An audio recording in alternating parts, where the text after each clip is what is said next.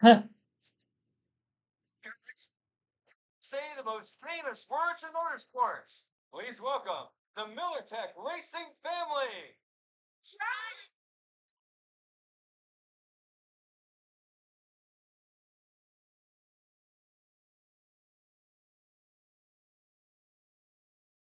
Oh, in our silence there, we had to get a little bit of a mic change before the command to fire engines for today's race. And today's race being the MillerTech Batteries 250 at Pocono Raceway for the NASCAR O'Reilly Auto Parts Series, a 100-lap, 250-mile affair around the Tricky Triangle in Long Pond, Pennsylvania, Pocono, PA, for the site of this weekend's NASCAR action. Truck Series off this weekend, so just O'Reilly and Cup Series racing coming for you before triple duty back on the street course of San Diego next week at the Naval Base Coronado. Brandon Jones on the pole for today's race. Joe Gibbs Racing sweeping the poles this weekend in both the O'Reilly and Cup Series event and sweeping the front row in the O'Reilly Auto Parts Series race for today based off of qualifying and practice, which took place later this morning. Brandon Jones as the pole sitter. Taylor Gray will be starting on the front row with him in second. In row number 2 for Junior Motorsports, the 88, driven by Cup Series driver William Byron and Justin Allgaier, the series points leader, alongside him. 2 more Junior Motorsports Chevys in row number 3, Sammy Smith in the 9 car driven by Carson Kvapil this weekend. In row 4, former JRM driver Sam Mayer alongside Brent Cruz, the 18-year-old, looking to go for his first career win still. Ryan Sieg, William Sawalich will be in row number 5, and just outside the top 10 in row 6, Corey Day, a 2-time winner already this season alongside Anthony Alfredo.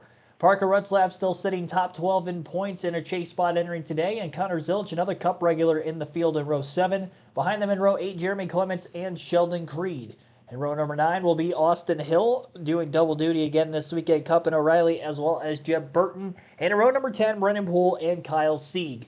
Second place driver in the point standings, Jesse Love, starting deep in the field in row 11 alongside Nick Sanchez in the 87, who will be doing part-time duty. He'll be running the ovals for the rest of the season in that number 87 car.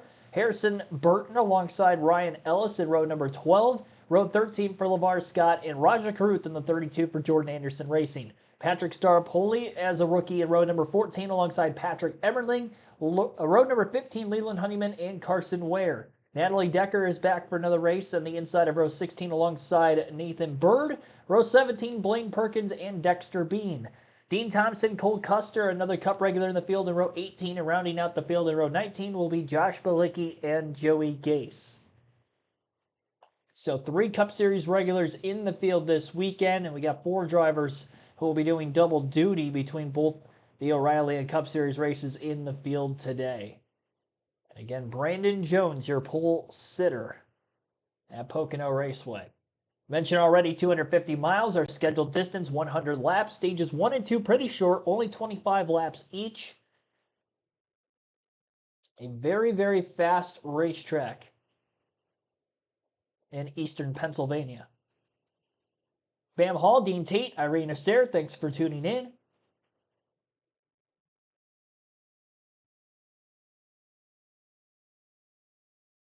You vote for who you think is going to win today's race in our early chat poll. Your voting options are between Connor Zilch, William Byron, Justin Allgaier, or somebody other than those 3 drivers. So you got 2 of the Cup regulars in the field alongside the points leader. Speaking of points, here they are on screen. They're scrolling across the top of the screen as well, but we'll throw it up on the big side of it. 225 stage points this year for Justin Allgaier, and with the fact he has 4 wins in the O'Reilly Auto Parts Series through 16 races, has him a 179-point lead over Jesse Love. That is over 2 full races worth of points and nearing a 3rd full race ahead of Love. Corey Day sits third in the standings, I should say. 2 wins on the year for Corey Day. He is minus 196. Sheldon Creed 4th in the standings alongside Brandon Jones in the top 5. 6th in points, Austin Hill coming into the day. Carson Kvapil back for JRM this weekend, sitting 7th in points. Sammy Smith 8th, William Sawalich 9th, and Parker Retzlaff still holding on to 10th. Sam Mayer 11th in points, and Taylor Gray has the last chase spot in 12th as we enter the final 10 races of the regular season. Raja Karuth, the first driver out, he is minus 12 points to that of Taylor Gray.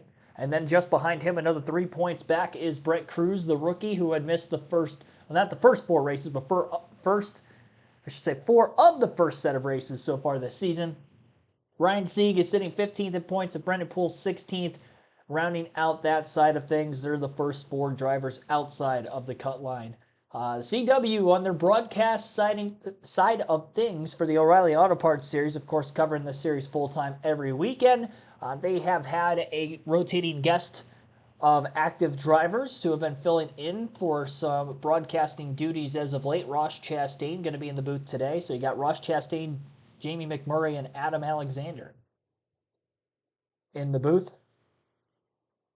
Adam getting his work cut out here for these several races.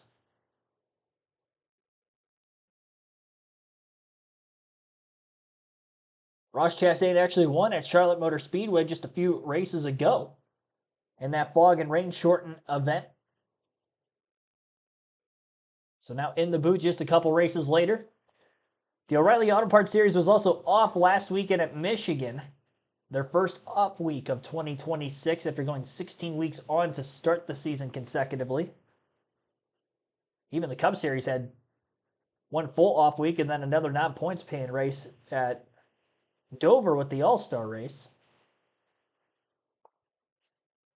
A lot of hiccups in qualifying, it looked like. Showing a replay of it, there were a few drivers who went around for spins.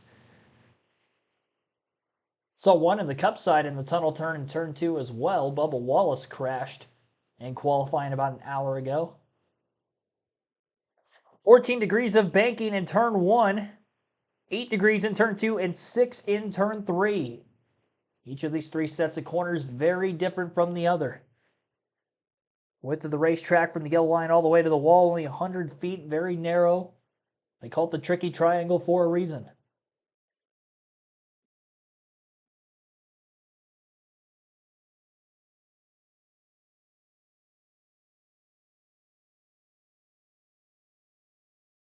Cars are on the racetrack. They'll be set to go green here shortly.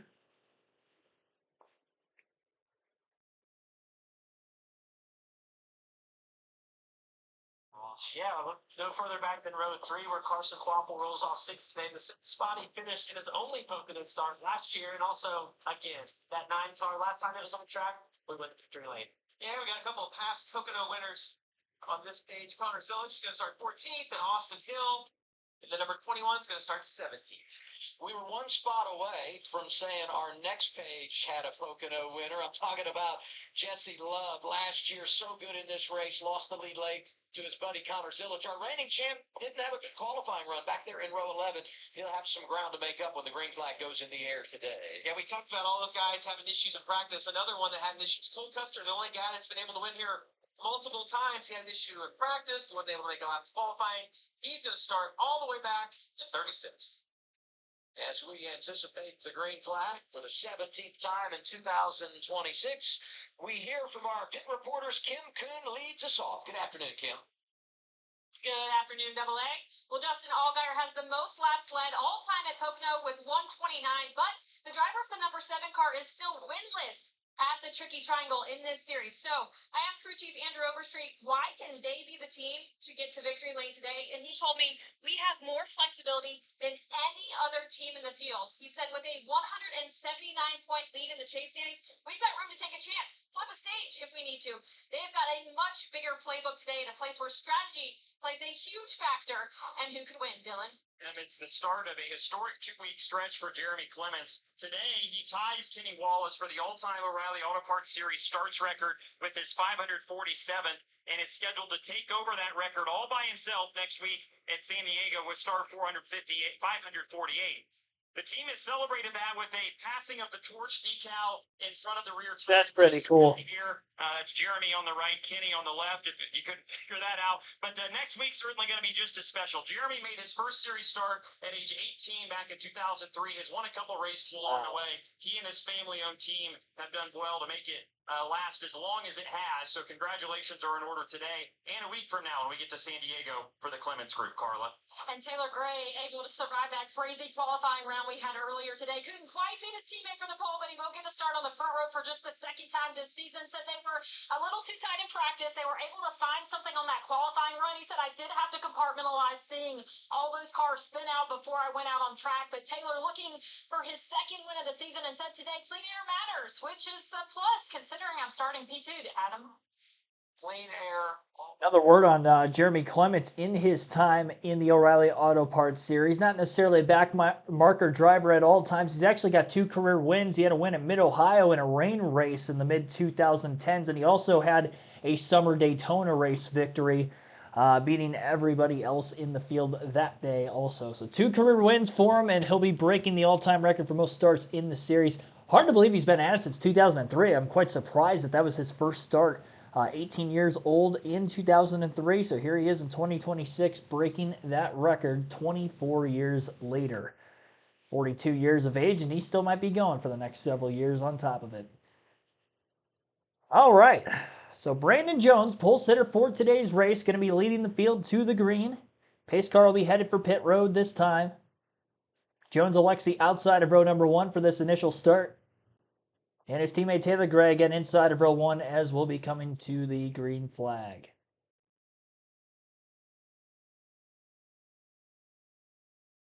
Big left-hand turn for the pace car. Gray going to try to time out the start as best as he can. Green flag is in the air, and we are racing at the tricky triangle. 2 by 2 as the field rushes down into a very tight turn 1. Get this race underway. 3 wide in the back half of the top 10. Things getting tight up out of the exit of that corner. And a spin already in the middle of the pack and headed for the inside wall. Corey Day with a pretty violent hit at that after getting spun across the front bumper of another race car amidst the slide down the banking. Caution number 1 on turn 1 of lap 1. And Jesse Love also collected. You get in the middle of it, sometimes to avoid something like this on a restarter, and this guy's talking here. One, yes, it's going to be like on these low air pressures after the high grip they had in qualifying. It looked like Corey was going to catch it, Jamie, and he had one more tank slap, and it was day over after that. A hard hit into the inside wall for that 17. And if I'm the spotter or crew chief right now, I'm going to remind my driver of exactly what happened in qualifying in turn 1. We saw 3 cars spin out in qualifying down there. We didn't even get through turn 1 once. We've already had another one. So let's get through turn 1 and figure out exactly what we have. Obviously, these drivers are faced with a big challenge today and the grip level being down so far. Lost in all of that. Taylor Gray, inside lane, able to jump in front of his teammate, Brandon Jones, and he'll be the control car when we get things going once again. See Corey Day right there. It's behind. There's multiple cars 3 wide. Rick Cruz got moved up out of the groove right there. He just chased it for a while, and then once you get up out of the black, it gets extremely slick. And the one thing for me, Ross, it's always hard as a driver here. You don't feel like you're going that fast until you start to get out of control, and then all of a sudden it becomes real. And turn 1 has the most banking of the 3 turns or the 6 turns by some people's standards here at Pocono. So when you do lose your grip, your traction, you are unloading the car the most. It goes from the most amount of vertical load and with that banking to the least whenever it springs out of that. We see Taylor Gray clear into the lead by Brandon Jones choosing to take the top, and that big hit by Jesse Love in the 2 car, their day probably done as well. Let's go on board Jesse Love. Monopoly Go carrying our onboard camera here. Yeah, he had nowhere to go. Did you see? He's going to know that car got loose, but just comes out of nowhere. You actually heard him get on the brakes and start wheel hopping the back of the car, trying to slow it down so much. But even if he can continue now, knowing the damage, we heard him say something about maybe the water pressure was going down. That's from a hole in the radiator. From his perspective, from this perspective, it looks like he can kind of see, but we could see from his in car that you just didn't see until the very last second. Day comes in 3rd in points, but a big hit here in the race car. And when it comes to those championship standings, here's 17 radio. They're like, I'm not even full and I'm sideways. Well, we saw it a lot in practice, and it's going to be really frustrating for Corey. He's going to want to go back and be able to relive that. Fortunately, it's been a lot of guys today. A couple of weeks ago at Nashville, quiet and close. They turn open and lap at Pocono, and the caution lights are on. Corey Day, hard hit on the inside wall. Hopefully Corey Day is all right. He actually took a couple big shots there. The first one, driver's side door, nose first from the 2 car of Jesse Love as he was spinning down the track, and then that got him spinning like a top before making contact with the inside wall as well, pretty hard with the right side of his race car, so kind of smashing both sides of it. Taylor Gray going to lead the opening lap of the race under caution, and at least 2 cars involved in the incident, maybe more. I'm not sure if Corey Day had contact with anybody else while he was spinning down the track or not, but we know Jesse Love and Corey Day, again, both involved. 2 drivers who started mid-pack in this one after not faring all that well in qualifying earlier, and going to be tough for them to continue on. I believe Nick Sanchez might have gotten a piece of that incident as well, as he has been to pit road during the caution in the opening laps. So 3 cars involved in total. Corey Day will be done for the race. Good chance Jesse Love's not going to be able to continue as well, and there shouldn't be all that much damage on the 87 of Sanchez. He should be able to continue. Tough break as he is in his first week with his new ride on a part-time schedule to fill out most of the rest of 2026 in that 87 car. So an early lap 1, turn 1 caution. We've seen a lot of cautions in the O'Reilly Auto Parts Series this year in the first lap or 2 of the race. And this is actually, I think, the second time that Corey Day has gotten in an opening lap accident this season. He also got in a lap 1 crash, I believe, at Talladega that took him out of it. In that race, he started on the pole.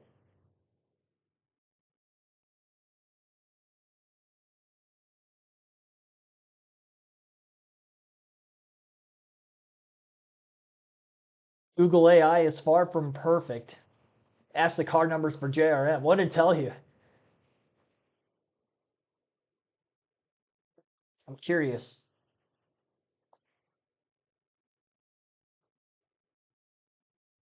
Should be the 7, 88, 9, 8, and 1.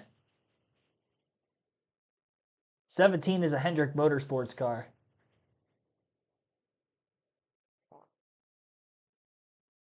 It might have given you all-time numbers with them. I could see that being the case. Maybe give you like 81 and a couple others that they at least don't use anymore. 5, I think they've used before. I think they also used, I think Tony Stewart won in the 4 car for Junior Motorsports at Daytona as well before. So they've used all sorts of car numbers over the tenure at Junior Motorsports.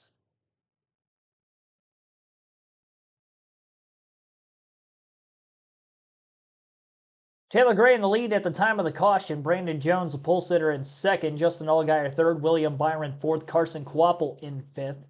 And Sammy Smith rounds out the top half dozen in 6th place. Caution lap 1, turn 1. Again, Corey Day, Jesse Love, Austin Green, all involved.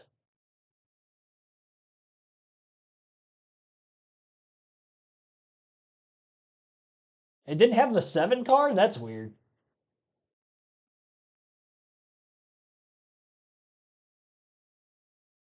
That's really odd. Express car. And by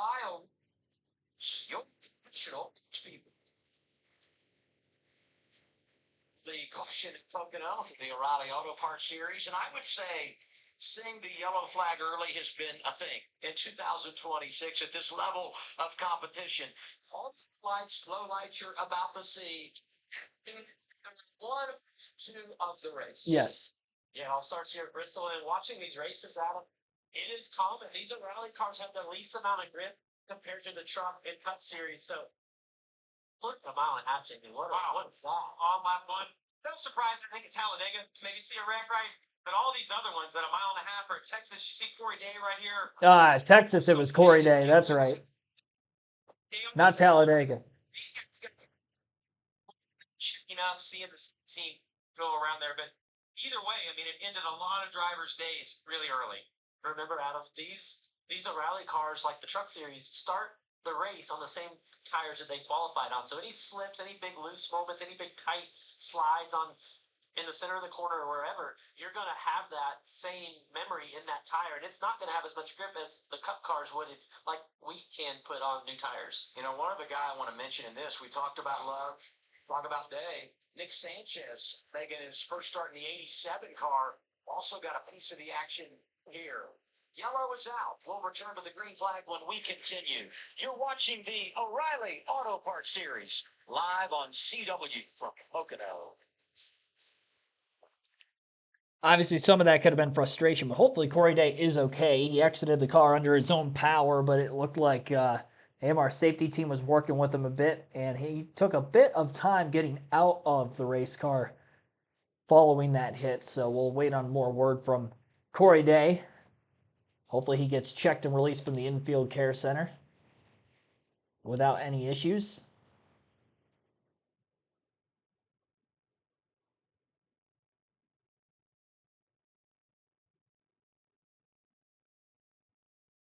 .36 had started.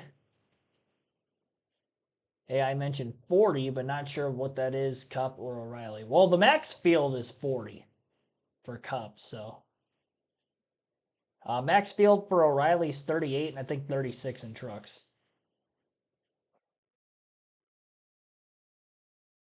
And there are 38 cars in the Cup Series this weekend. 36 are full-time with the charter cars. Google AI may not know all, but it knows a lot. Billy Kramer, Regine Huddleston, Bond 1771, thanks for tuning in as well. Connor Burke, welcome back. And many others. Slow start to this race under caution after a lap 1, turn 1 crash. We've been under yellow for the first 5 laps of this race now. And Taylor Gray's led every lap under the yellow flag. Remember, only 25 laps in the first stage, so with a slow start to get going here. Going to be interesting to see if we can get back racing before long and actually get some green flag action in here. There's been quite a few races this season in the O'Reilly Auto Parts Series that have been very much caution-filled.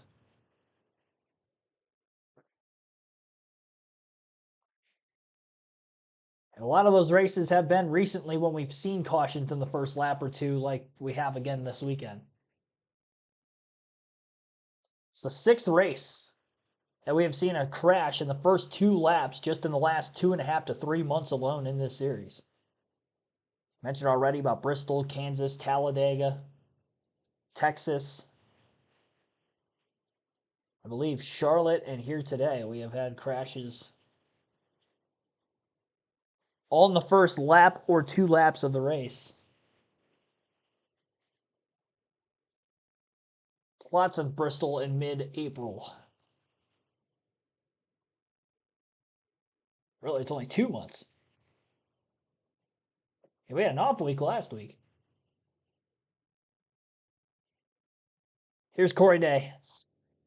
Back here at Pocono Raceway, Corey Day just exiting the medical center. Not the way you wanted your first start here at Pocono to go. What happened?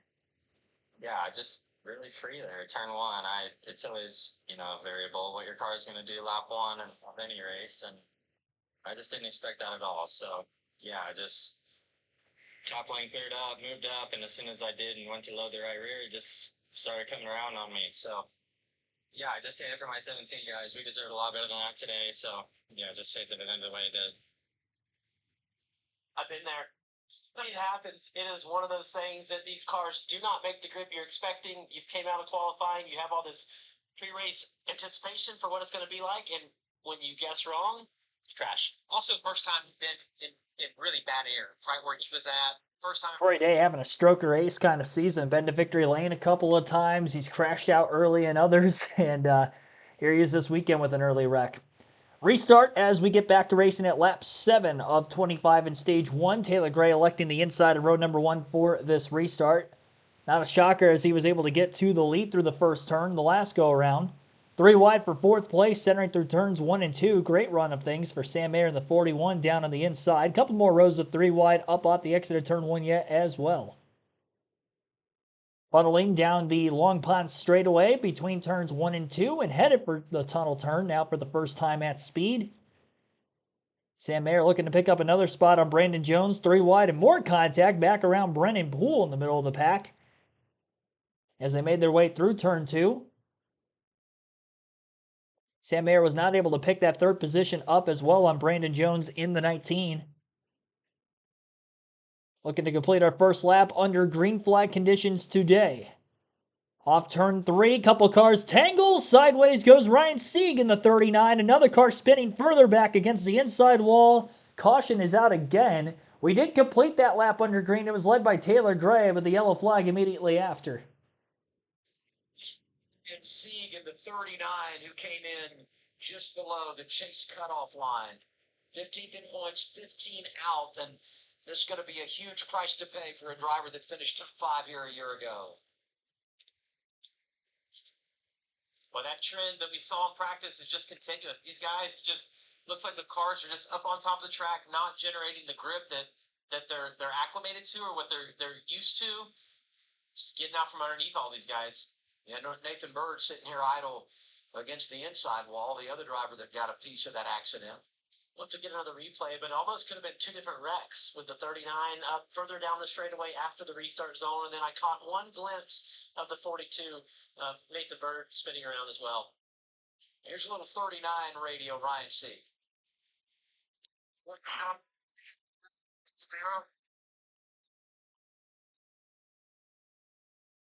But it sounds like there was some contact from behind that maybe got Sieg turned into the wall. We'll have to take a look at this replay here and see who's behind him. You see he's on the outside.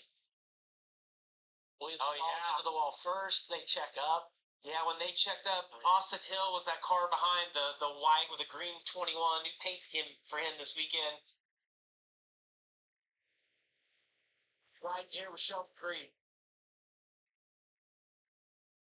Actually, it's Cole Custer we were riding with there. That was actually behind this, and that's what caused the 42 to wreck. So almost the same issue twice. Just cars checking up for incidents in front, and then the guy that's third back not knowing that. Just product of not being able to see these long straightaways. You're directly behind cars in front of you. You just cannot see. Very small contact with Connor Zilich there, last year's winner. Almost gets right hooked, but gets away from that crash. I think that started from maybe Swallich. And that call, yeah, you see right there, Swallich actually brushed the outside wall, and that's kind of what got him jumbled up. And same thing right here. Just, man, it's so quick and so blind over there on those corners, and just it starts collecting people. We saw this last year, though, in both the O'Reilly and the Cup race, where you come off that corner, everything's so tight just after a restart, and it is a little bit like follow the leader. It's like boom, boom, and it's that hip check off of the outside wall. And and we see here that Cole Custer is on pit road, cleaning up his damage as well. And Ryan Sieg, not the first time this year, he's been at a track where he's enjoyed success and been involved in a problem early. I hate that for this race team. Two early yellows at Pocono. The driver's thinking about chase involved in this one. Ryan Sieg. Well, they don't call it the tricky triangle for nothing, but with everybody kind of packed together for these tight starts, no room for error, and we've had a little bit of slight error in the opening couple laps of this race. 2 cautions. We barely completed 1 green flag lap out of the 9 completed laps thus far, and a few taken out of the race already. The likes of Leland Honeyman out of the race. Nathan Bird in the 42 this weekend. Nathan Bird out of the race. Jesse Love is out. Corey Day is out. Joey Gase is out. And we'll see if, I would assume Ryan Sieg may be done as well. How fast this racetrack is and aerodynamically sensitive. He did pop the wall pretty good after contact from behind by Austin Hill. After William Sawalich, who was the car in front of Sieg, got against the wall out of turn 3. Sieg checked up. Hill did not. I can understand the frustration for Sieg, but there really was no reaction time available for Austin Hill to try to do anything different that couldn't have had that happen. Really, it was Sawalich getting into the wall with tight traffic behind him, with everything just being jumbled up on the restart, that caused the incident. Hard to tell exactly how hard Sawalich might have gotten against the wall. I'm sure he'll be down on pit road as well during the caution to make some repairs. Taylor Gray leading the first green flag and first caution laps of the race. He's led all 9 so far. Carson Quapple's moved up to second. He started 6th, and he's already passed 4 cars in the first 2 starts/restarts of the race. So again, Taylor Gray leads, Carson Quapple second, Brandon Jones third. Justin Allgaier's fourth, Sam Mayer in 5th. William Byron has gone backwards, started 3rd. He is now 6th. Sammy Smith in 7th, Brent Cruz 8th, Anthony Alfredo 9th, Connor Zilich rounds out the top 10. Austin Hill in 11th, William Sawalich 12th, but has not yet been to pit road since the caution. Jeremy Clements in 13th, Jeb Burton 14th, Harrison Burton 15th, 16th, Brennan Poole, so on and so forth there. So 20 minutes in, and we only have 1 completed green flag lap. Very slow race pace so far in this one.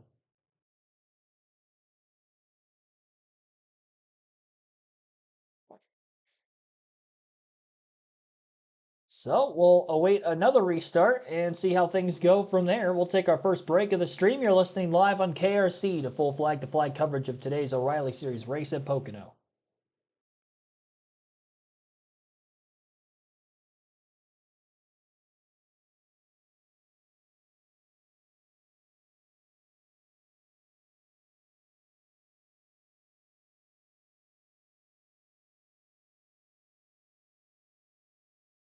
We'll be back underway shortly in the MillerTech Battery 250 at Pocono. Shortly. Getting to lap 11 at the start-finish line now under caution. All but 1 of the 11 laps under yellow so far.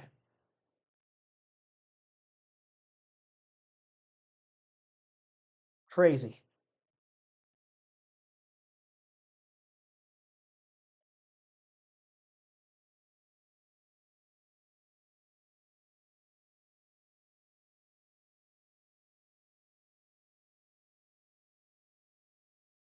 Field has doubled up. They just went through the choose rule, and they'll be going green this time by. Here in stage 1, back here at the medical center, though, rewinding back to the first caution of this race here with Jesse Love. Obviously, you were involved in that incident with Corey Day. What happened from your perspective? I watched the replay. I saw that Corey spun out, and from my vantage point, like in the driver's seat, I obviously was not free wide yet, but I had 2 guys kind of, I guess, blocking my view to Corey. Yeah, I didn't see him until obviously I probably had to return, but just frustrating. Obviously, thought our William Camaro was going to be pretty good today. Practice went well, and then learned some stuff after qualifying. So only got 1 lap to field out, but I was happy with that 1 corner. Wish we got to have a couple more. I hate that for Jesse Love. And you were pointing out, Jamie, you look at the standings now. He comes in 179 behind, now minus 225 from Allgaier. Let's take a look right here. I talked about Sam Mayer getting to the inside of Brandon Jones, and this is something that happens a lot in a place like here at Michigan. You go to make that pass, and you don't complete it. So instead of coming out in 3rd right here, Mayer is actually going to have Allgaier's going to fill the hole on the outside. Then as they get down to turn 3, watch William Byron right here behind. Going to happen to him again and have all that momentum on the outside. I think the caution actually saved Mayer right here, because down the front stretch, I can assure you that the 8 was going to split him as well. I love that 2 for 1 here. Where you get in the way and then you get it wound up and you drive by 2 guys. Great once again. The control car takes the inside lane to his right. The guy that pushed. Lap 12, we're going to be halfway through stage 1 the next time by at the start-finish line already. Green flag back in the air. Taylor Gray, Brandon Jones, nose to tail at the front of the field. Jones hopping down to the bottom, looking for a 3-wide run of things into the first turn. And it is going to be Gray holding on. Jones has not been good on these restarts to begin the day, and kind of a way of how things have gone for that 20 car on restarts for most of the season. Despite the couple of early cautions, still got drivers being aggressive, pulling out of lines down these long straightaways, and 3 wide into turn 2 again as William Byron gets bounced around a bit into the left rear corner panel of the 54. Brent Cruz, who's barely able to hold on. Couldn't tell who that was that snuck to the inside of both cars into that corner. Looks like it was the 51 of Jeremy Clements trying to move forward. and put together a good run on a day where he ties Kenny Wallace all-time in the NASCAR O'Reilly Auto Parts Series for most starts in the series. And now contact up out of turn 3 in the back half of the top 10, while we have a side-by-side battle towards the front of the field for second, where Sam Mayer will get by Brandon Jones, who struggled to get off turn 3 and get back to the throttle soon. Cars are still just slipping and sliding all over the place and not giving each other a lot of room to make room and make passes.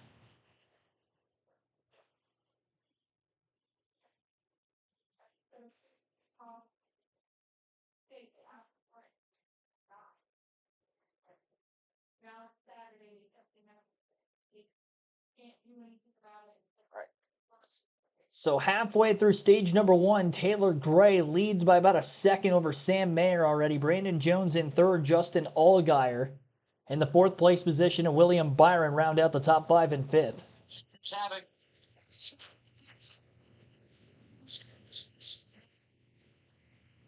this weekend, we talked about Byron. The 8 is Sammy Smith. I talked about Aaron struggling on that restart. He's recovered nicely, though. Past one car the last 2 laps. You see all those junior motorsports cars grouped together. Oh, and Sammy Smith packed a bunch of air right there on Quabble, got him loose. But now Quabble's going to have that draft down the straightaway. Can he hang on to it here? Ain't going to be in the position when they get to the tunnel turn. Look at our bumper. Back position, back part of the top 10. Jeremy Clements and Anthony Alfredo. Great start to the day. Alfredo had a great car in practice. He was complaining about the balance of the car and the grip level. And, his crew chief comes on, he's like, look, our lap times are really good, and they're proving in the race just how good that car is. Definitely for me, Viking Motorsports, I did not see this coming this year at all. I'll be honest, I feel like I'm well ingrained in the series and in the garage. As we see Jeremy Clements pushing Carson Quabble down in turn 1, one of the Haas factory cars, coming out of that shop this year. Great to see what the Clements have been able to do in putting that program together with all their sponsors. Obviously, Jeremy doing it today, tied for the most amount of ever starts here in the series, but doing it with more competition than they've ever seen as their family team. Third, all going around line. And Jones. No surprise here. The 7 car maybe not be the best on the restarts, but listen, every week, the longer the run goes, the better the 7 gets. He does such a good job of managing to begin into these runs, and then having the car, having the balance of the car where he needs it to be at the end of the run. Hang on, the rewind is. Who's going to give? Sammy Smith says, I'm all good for now. Lost some momentum. Opens the door. 19, Brett Cruz driving by. Sammy almost got both of those guys cleared. Missed that corner a little bit. It's allowed Brett Cruz now to get to his inside heading down into turn 1. Yeah, I said drive by. Didn't exactly get the pass completed. Cruz is still there, side by side into 1. Oh, you'd be so disciplined if you're on the inside right there to not get loose. We've seen so many issues in that corner, but 19 is a nice job. So it looks like the 8's actually going to cross him over here right now and be in the preferred position. Sillich make it 3 wide. Sillich is like, here you go, and where do I fit into the equation? Sillich didn't have a great qualifying effort earlier today, but he's inside to the top 10 as he joins Smith getting back by the 19. And those two are friends, Cruz and Sillich. Brett made a great decision right there. He had a little bit of a run on Connor, but as we've seen earlier in the race, Connor missed the bottom. That 19 car, we saw it at Nashville again here, is able to follow. I know he had his headlight out for half the car out, but when Connor missed the bottom, that 19 car breaker is able to close right up and get him board. That is definitely Sillich. Well, we heard from right there. Really frustrated. And this is definitely potential caution number 3. Look at him going at it. Austin Hill is there now. We talked about Alfredo. Sheldon Creed has entered the party. He's in the 0-0. Well, missing turn 3 not only allowed the 19 to get by, but if you look, the 21 to 96, 0-0, all those guys were able to clear Connor Sillich down into turn 1. Feel like we had a slow start. Ready, inside of 10 laps to go in this opening stage, starting to find a little bit of a rhythm here. And we talk about Viking. Here's Parker Retzlaff. This has not been a great track for him, but right behind these guys racing for position, that 99. Is Creed able to sneak through? And this is one tight battle in the back half of the top 10 right now, right around Brent Cruz on back from 9th through about 11th or 12th. Double wide bump drafting down the front stretch and still tightly nose to nose are the one of Connor Zilich on the inside, and I believe Anthony Alfredo in the 96 up high. These two cars running tightly just behind them, also nose to nose. So they work their way through turn number 1. 8 laps to go in stage 1, and we've got another car having some issues, and it's the 53. It's like having some engine problems. It's Natalie Decker. Heavy smoke coming out of her race car as she creeps around turn 2, I believe. And we're probably going to get a caution if she can't get back into the pits. Third yellow of the race already in just the first 18 out of 100 laps. And Natalie Decker has stalled on the racetrack. Turn 1, excuse me. It looks like her car has struggled to keep moving. Middle of the front stretch as she went by the flag stand. A lot of white billowing smoke coming out from the back of the race car.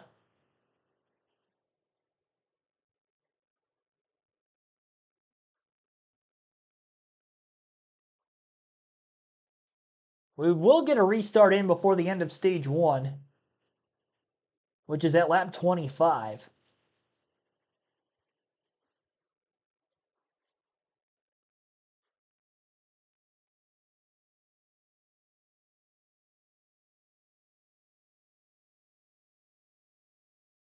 I like that the CW broadcast is highlighting Jeremy Clements and his record-breaking start this year.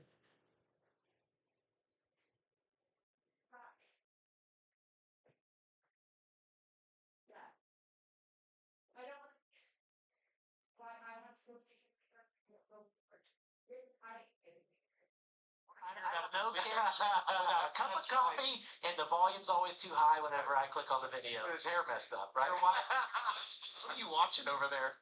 Hey, let's think about this. You know, we talk so much about flipping the stage, and you know, when you flip the stage, you pit now before the stage ends, stay out at the end of the stage, maintain some track position. Some undoubtedly, if I run it long because you want those stage points, we know how important they are. But this is that, you know, perfect window to be able to pit and then stay out at the end of the stage, because you're going to pit with 6 to go, get a restart with 4 or 5 to go, not a lot of laps on your tires. We'll see what they do here. Yeah, we've run 18 laps here, and 9 of them have been under caution, so we really haven't had that much racing. Stage 1's almost over. Oh, a little split decision here. Right. Well, Allgaier pits, and with that huge points advantage, No brainer. to understand, Hopple comes with him, a host of others making pit stops here with 6 to go, stage 1. Dylan? There's Carson Quapple in with this 9 car. They could do some things differently just to try to get Carson a win. They really want to get him a win in this race car, so Philip Bell going to try to do something a little different than the leaders here. They'll change 4 tires and fuel. Didn't see a chassis adjustment or anything, so maybe happy on the 1, but still on the left rear, Kim. And for the 7 of Justin Allgaier, just needs a little bit more grip. Remember, I talked during pre-race crew chief Andrew Overstreet and said our playbook is wide open, so no surprise them taking advantage of this caution right here to flip the stage. Yeah, Kim, you gave that report prior to the green flag, and they're in a perfect spot to do it. Same for Zilich. It's not running for points. Oh. To see him coming off the pit lane, we'll reset the running order and a restart with a short run to end stage 1 when we come back on CW. Not sure whose tire that was, but somebody had an uncontrolled tire rolling away from the pit box as cars were exiting pit road, so there will be a penalty handed out to a team that was not looking to have that penalty. 6 laps to go in stage 1. We'll get a restart with a few more laps to go yet in this stage, and then by the time we get to lap 25, we're going to end up with our 4th caution of the day already, unless we get one before that, which may happen based off of how this race has gone so far. Already 3 cautions in the first 18 green flag laps of the race. I should say just laps in general, because a lot of them were not placed under green. We had 1 completed green flag lap between laps 1 and 12, and then we went for about 6 laps green before this most recent yellow, and we've been under caution for a couple laps now again after the Natalie Decker engine failure and having to get assistance back into the pits as she had stalled in turn 1. So One lead change, that was the opening lap of the race because Taylor Gray, who has led every lap, did not start on pole. He started second. Brandon Jones, the pole sitter, sitting in fourth at the time of the pit stops taking place under caution. So mixed bag. Most of the field coming in to make some adjustments after some early green flag laps. Restarts have been nothing short of crazy, to say the least. Cars have been all over the racetrack, every line, from the wall all the way down to the bottom and then some. AJF, thanks for tuning in.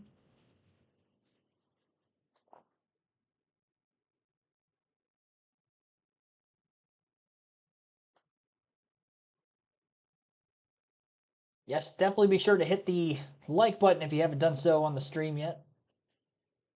Cup racing tomorrow on KRC will begin at 12:30 p.m. Eastern. That start time has been moved up 2 hours because the actual race start time has been moved up 2 hours as well. It was set to begin at about 3 p.m. Eastern tomorrow. Now will be at 1. Some looming thunder showers potentially tomorrow afternoon. And with Pocono being a track that does not have lights, NASCAR are going to do their best to try to get this race in on a Sunday. They would only have to make it either halfway or to the end of stage 2 to make the race official. So only 80 laps are going to have to be completed of 160. And I think they can at least get that far by moving the race start time up a couple hours. Chance of rain at 1 p.m. Eastern is only 4% tomorrow. But then at about 3 p.m. Eastern, when the race was originally supposed to begin, it's at about 30% before growing up to about 50 to 60% later in the evening hours. So hopefully we get all 400 miles in tomorrow, but at the very least I do think they're going to be able to get enough laps in to make the race official. And with the track not having lights, they might not have to wait long during a potential rain delay to call it. So we'll see how that works out for them.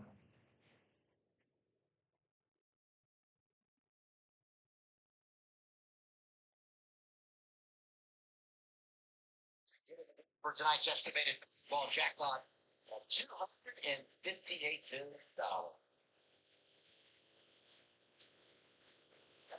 Sets of tires right there, you know. What do you say, Jamie? You buy us some tickets and we'll split the winnings? Yeah. We talk about it every week. You just won't see me next week. Should be Adam Hoop. If there's ever anyone who knows the value of a good crew, it's the professional parts people at O'Reilly Auto Parts. That's why they want to put the spotlight on the pit crew members that are essential to a race team's success. Here's Kim. Yeah, let's meet crew chief of the 27, JC Umscheid. He's a newer face to the O'Reilly Auto Parts series, but a familiar face in the racing industry. JC made the move up to the series this year after spending the better part of the last 10 years in the Craftsman Truck Series. But his initial interest in racing came from his family. His grandpa raced flat track motorcycles. His dad raced pretty much everything. JC, though, started racing Legends, you see there, when he was 15, winning the Pro National Championship in 2000. He also raced late models and started a business maintenancing cars. He did that until 2016 when he moved to North Carolina to take a job with Richie Waters.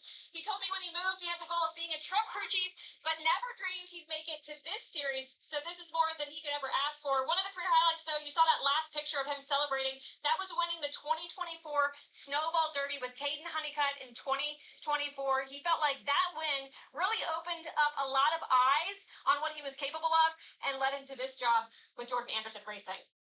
Great stuff, and good to have a guy like that with a growing organization. Congratulations to Jet, who got married in the offseason. Kim told that story before we went green today. Harrison was officiating, so that was really, really neat to take advantage of the off weekend and keep it all in the family.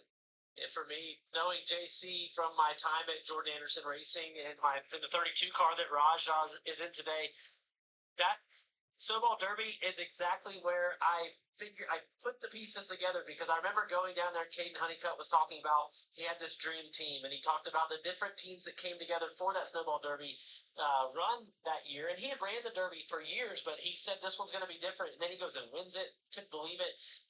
And to watch them celebrate that night was really cool from afar. I was watching online, but yeah, then to get over, the first day I walked into Jordan's shop this year, I was like, oh, I know you. Well, the Snowball Derby, our general audience, they don't know what that is. But if you're in the racing world, it's one of the biggest late model races you can win, period.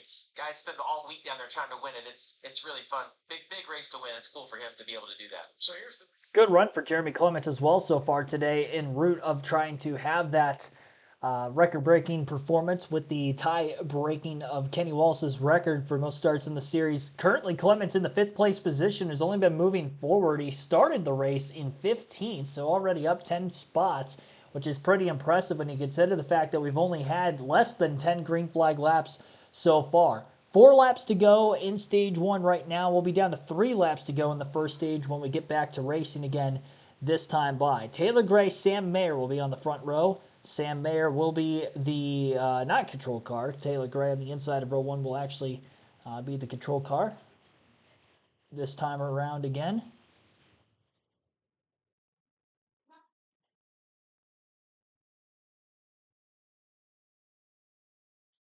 Three laps to go in stage number 1. It's a very long first stage. It's supposed to be short, only 25 laps, and instead right now we have about 40 minutes of run time to get 22 out of 100 laps into this race. No lights on the racetrack, so hopefully we don't run into an issue with that at some point later. Shouldn't. Green flag is back in the air. Down into the first turn. Side by side for the race lead. 3 wide for about 4th or 5th. He's going to have some momentum now. It'll be a game of chicken. I mean, who gives going to the tunnel turn that is so tight here at Pocono? Gray inside of Mayer, Byron right behind him, Jones. It's slid back to third. Yeah, Mayer's not going to give that position up. He's an aggressive driver.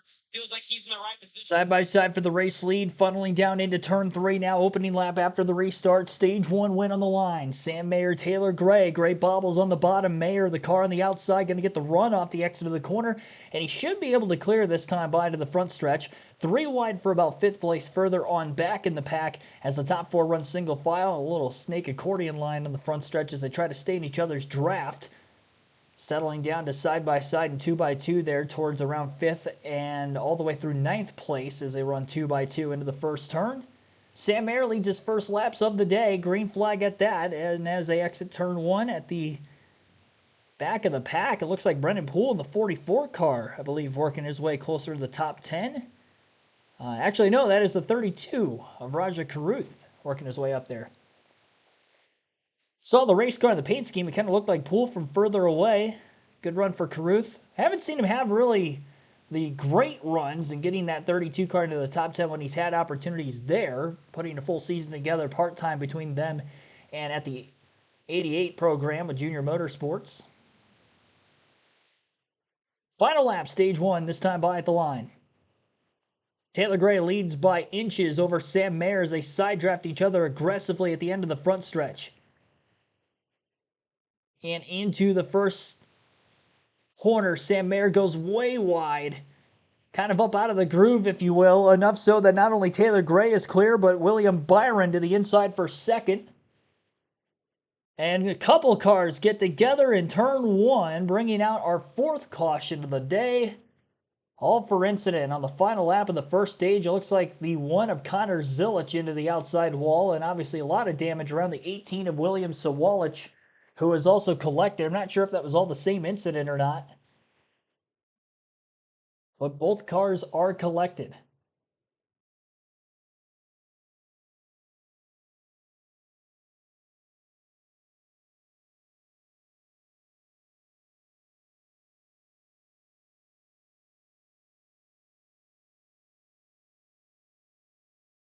Taylor Gray in the 54, going to win the opening stage of the race. He did lead the most laps under the first stage. He led all but 1. Sam Mayer led for a lap on the restart, but couldn't hold on. The 54 of Gray was able to get back by him, and by the time he cleared out of turn 1, end of the stage came because of a caution further back in the pack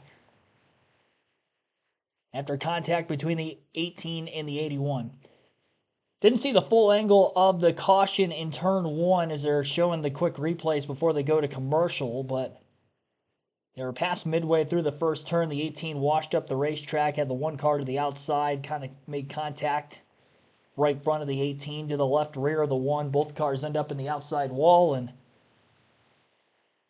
problems continue.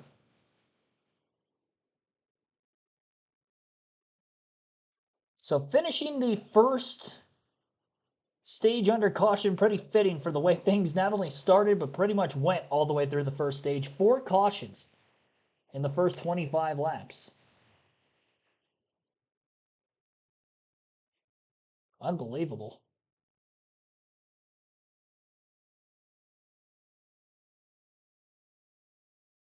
Or believable, depending on how you look at it.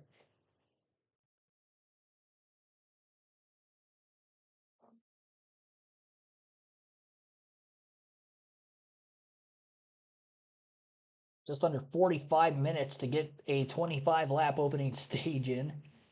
Stage 2 also going to be 25 laps in length, and we were scheduled to have a 4th caution anyway at lap 25, or at least the conclusion of it. But in the middle of the lap,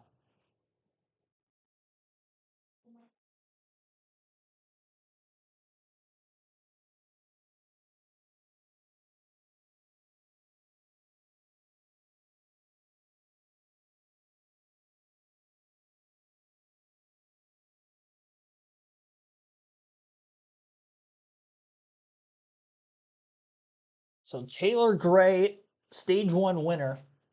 Sam Mayer 2nd, William Byron 3rd, Justin Allgaier 4th, and Brandon Jones in 5th. Sheldon Creed 6th, Sammy Smith 7th, Brent Cruz in 8th, Carson Kvapil 9th, and Austin Hill round out the top 10.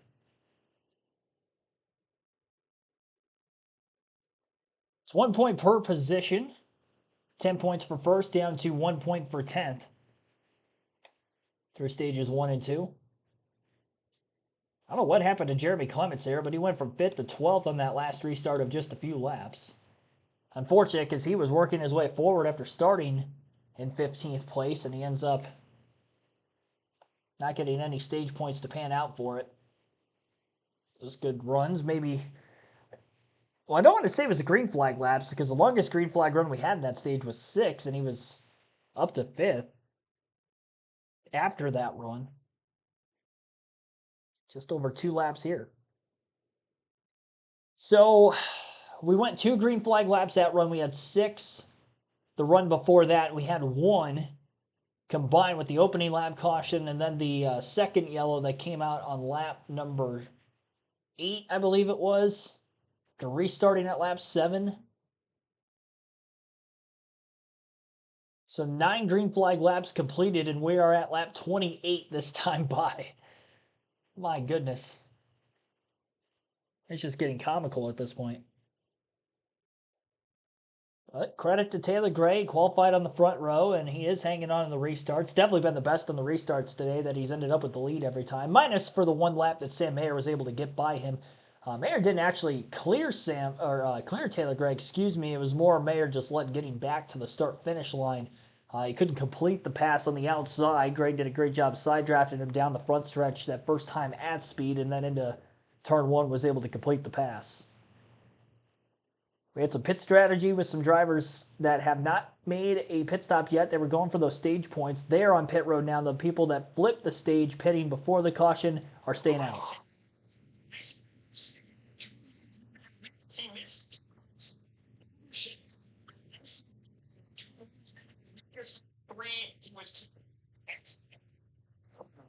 See Sam Mayer 2nd from the said not tied off. They will make a chassis and air pressure adjustment. William Byron, bottom of your screen, an adjustment there. He said, I need, but please, I don't want to get too tight. 4 fresh tires, Goodyear fuel.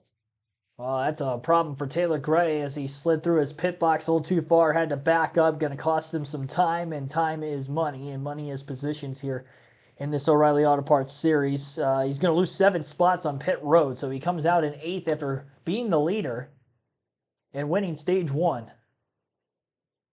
He must have just missed where the pit box was exactly located, because he slid way through it. Yeah, again, tough break for Taylor Gray.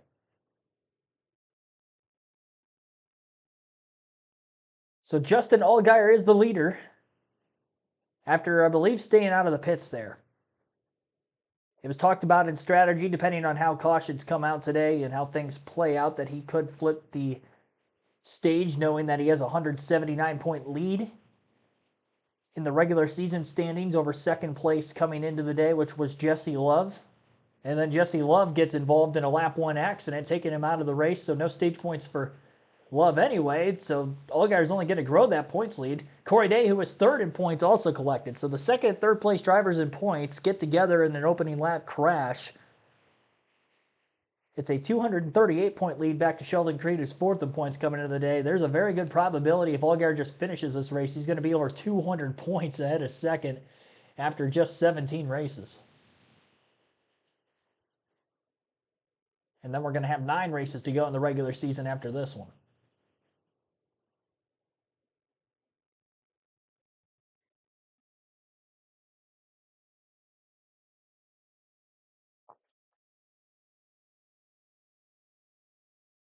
So top 5 under the caution, Justin Allgaier leads. Carson Kvapil in second. Austin Hill looks to restart in third. Anthony Alfredo fourth. Parker Retzlaff is fifth. Then Jeb Burton in sixth. Harrison Burton seventh. Brennan Poole 18. Thompson ninth. Patrick Staropoli will round out the top 10. Altogether, the top 14 cars stayed out of the pits because they had pitted during the last caution of stage number 1. Before that restart with 3 laps to go in the stage. 15th is where Brandon Jones sits after winning the race out of the pit lane. And that's where he will restart with everybody else that came in and took tires and topped off on fuel for the first time will be behind him.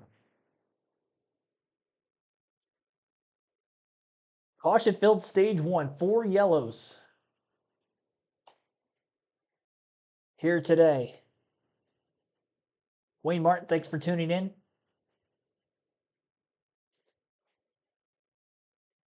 Shout out to all of you that are watching today's live commentary stream and or streams our second of the day. Any damage to Zilich on that spin? It looked like he backed it into the wall pretty good. Didn't really like pancake the back bumper or deck lid of that race car, but he's definitely got some damage on the right rear. And with how long the straightaways are and flat and tight the corners are, this is as much an aerodynamic dependent racetrack as any. Damage the rear of the car, it's going to really be tough on that car wanting to slide out from the back end, especially when you lose some side force kind of crunching the right rear like Zilich did. If he's able to continue, it's going to be a handful for him, and he already was having an ill-handling car before that anyway. Zilich is the last car in the lead lap at the moment. 5 cars are out of the race so far, and that was before that last crash with Sawalich and Zilich, and the 18 of Sawalich had even more damage than that of Connor Zilich in the 1. We'll see who is all going to be able to continue when we get to this next restart.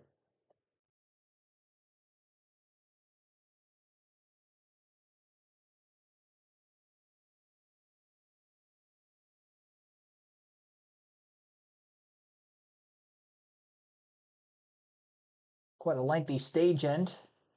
Having that extra cleanup on the final lap of the stage because of the crash in turn 1. Making sure all debris is picked up before we get back to racing again.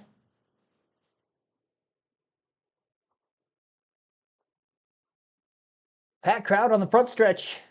All things considered for this O'Reilly Auto Parts Series race at Pocono. Great to see. Going to be a bigger crowd on hand for tomorrow's Cup race per usual with the Cup Series, but another sellout crowd.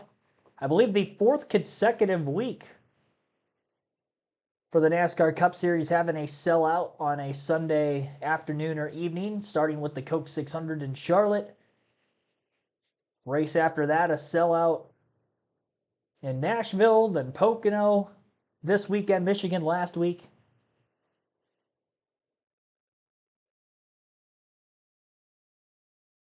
So it's actually 3 wide as we get another look at the replay. Anthony Alfredo was on the inside of 3 wide. Sawalich was in the middle. Zilich up high. I've seen 3 wide at Pocono a couple times today, and it doesn't seem to work very well, especially when you get into the corners. It fans out so wide on the straightaways, especially that main front stretch, and then by the time you get into turn 1, you got to narrow it down to as close to single file as possible, because even side by side can be tough to run here, especially if one car's not giving another a lot of room, but 3 wide and another incident, and here we are again. We'll restart with 20 laps to go in stage 2, which will be lap 6 of the stage lap 31 overall.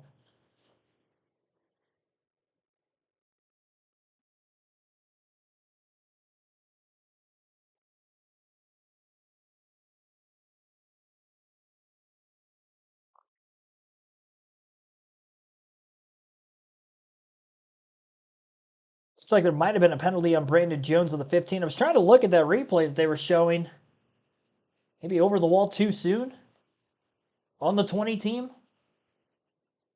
But a pit road penalty is going to send him to the tail end of the lead lap cars after he was in 15th. Green flag back in the air. 4 wide on this restart headed down into turn 1. 3 wide wasn't working earlier. Let's try 4. Oh, man. It is tight. It's right around the mix of group of guys that are on fresher tires and guys on old tires, which it's only a couple laps older. It's more just slower cars versus cars that have been at the front all day. And they're still 4 wide out of the first turn, headed down towards turn 2, where it's mostly 2 to 3 wide.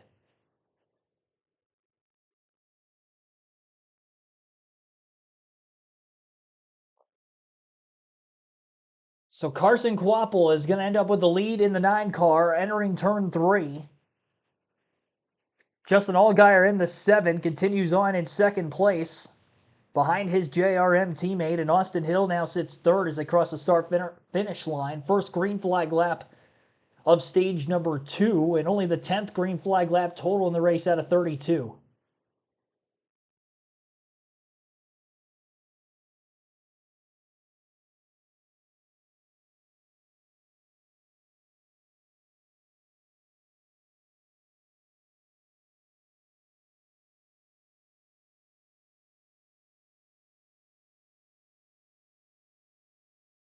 So Carson Kvapil, 10th of a second margin over second place. Top 3 are pretty tightly nose to tail, and then there's a huge gap between the 3rd and 4th place cars.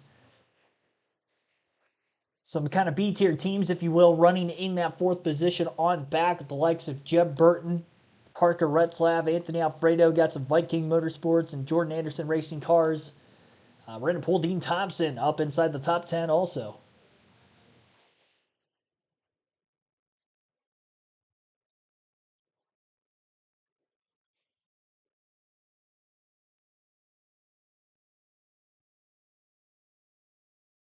Curious to see how long Carson Kvapil is going to be able to hang on out at the front of the field. Quite a ways yet to go in this stage. You use the track position, lose the track position when those other guys stay out, but he's already worked his way back inside the top 10. He's 8th now. Great shot right there of teammates from Joe Gibbs Racing right there. Taylor Gray and Brent Cruz. And Cruz could have made that 3 wide, but he opted just to kind of bump draft his teammate through. They both cleared Jeff Burton, both in a better position now. Harrison Burton having a great day. Drivers that had restarted a little bit further behind because of electing to stay out and get the stage points at the end of stage 1. William Byron up 8 positions on the restart. 9 for Sheldon Creed, 10 for Taylor Gray, who was the stage 1 winner. And Gray also lost more time in the pits because of sliding through the box. Now as they cross the start-finish line, he's up 12 spots. So 4 more positions gained in 1 lap for Taylor Gray to 8th place. Byron sits in 7th. And then Sheldon Creed up 11 spots is in 6th. Only the top 5 ahead of him. Jeremy Clements back in the top 10 also as he had pitted during the stage caution.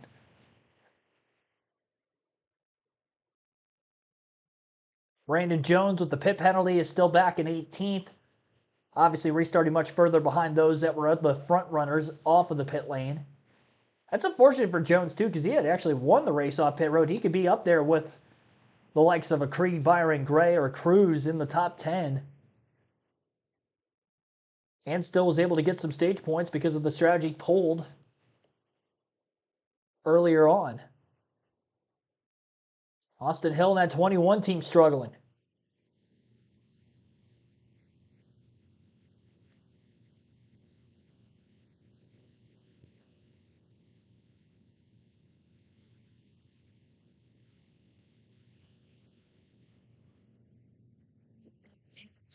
Here. Very good reason.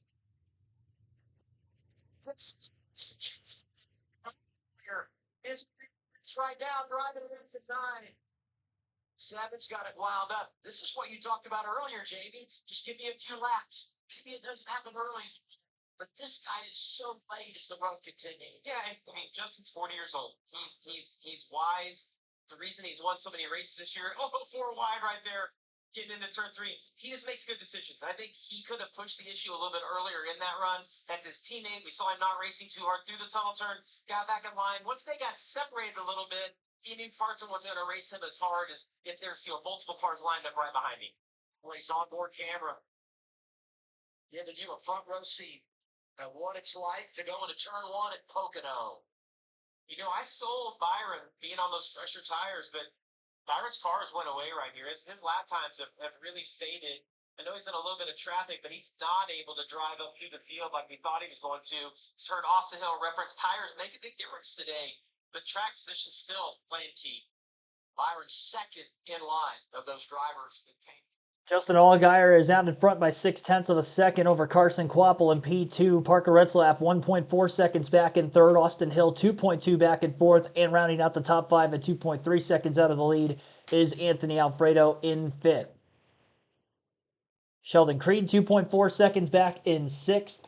Seventh is Brent Cruz 3.1 seconds out of the lead. William Byron 3.2 back in eighth. Taylor Gray in ninth 3.6 back. And Jeremy Clements again back in the top 10.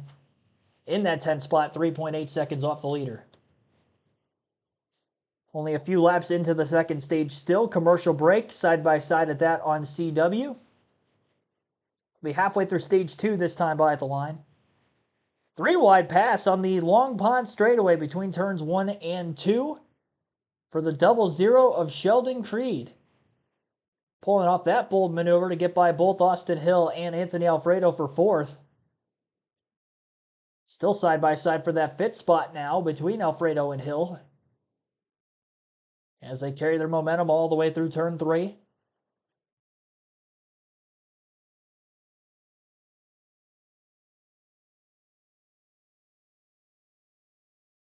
Another spinner and another caution. And it's the 92. There's another car around. Looks like the 48 also of Patrick Staropoli. And quite a bit of damage to both the back and right side of the 48 for Staropoli. All back end damage for the 92. This crash took place in turn 3. Our fifth caution of the race. Leland Honeyman in the 92 car this weekend.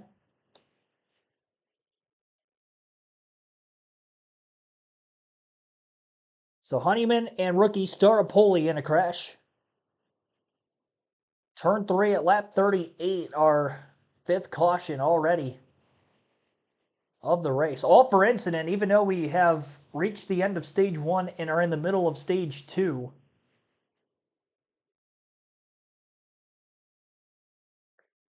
High speeds here at Pocono and flat racetrack. You slide up the racetrack, you're going to make some pretty hard contact with the wall. And that's why with all these cautions we've seen a lot of cars actually knocked out of the race. Because of that amount of various incidents.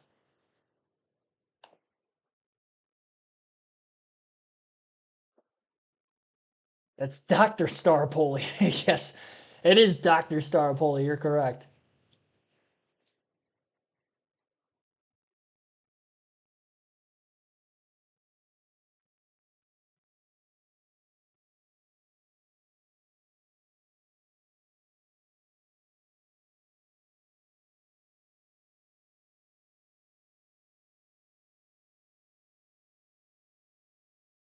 Going to rewind it a little bit. They just showed a replay on the commercial.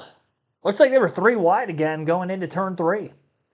Brendan Poole is the car on the inside of the 92 and the 48. Just had that front bumper down underneath the left rear of the 92, who was the car in the middle. Slight contact. All it took to slide him and the 48, who was on the top of 3 wide, up into the wall.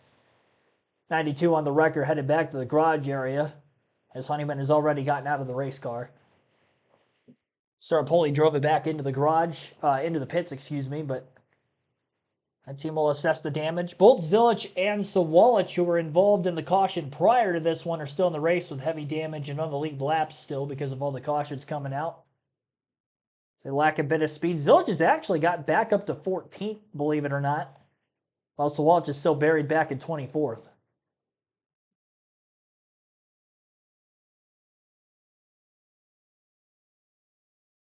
Back of that 92 car is all sorts of tore up.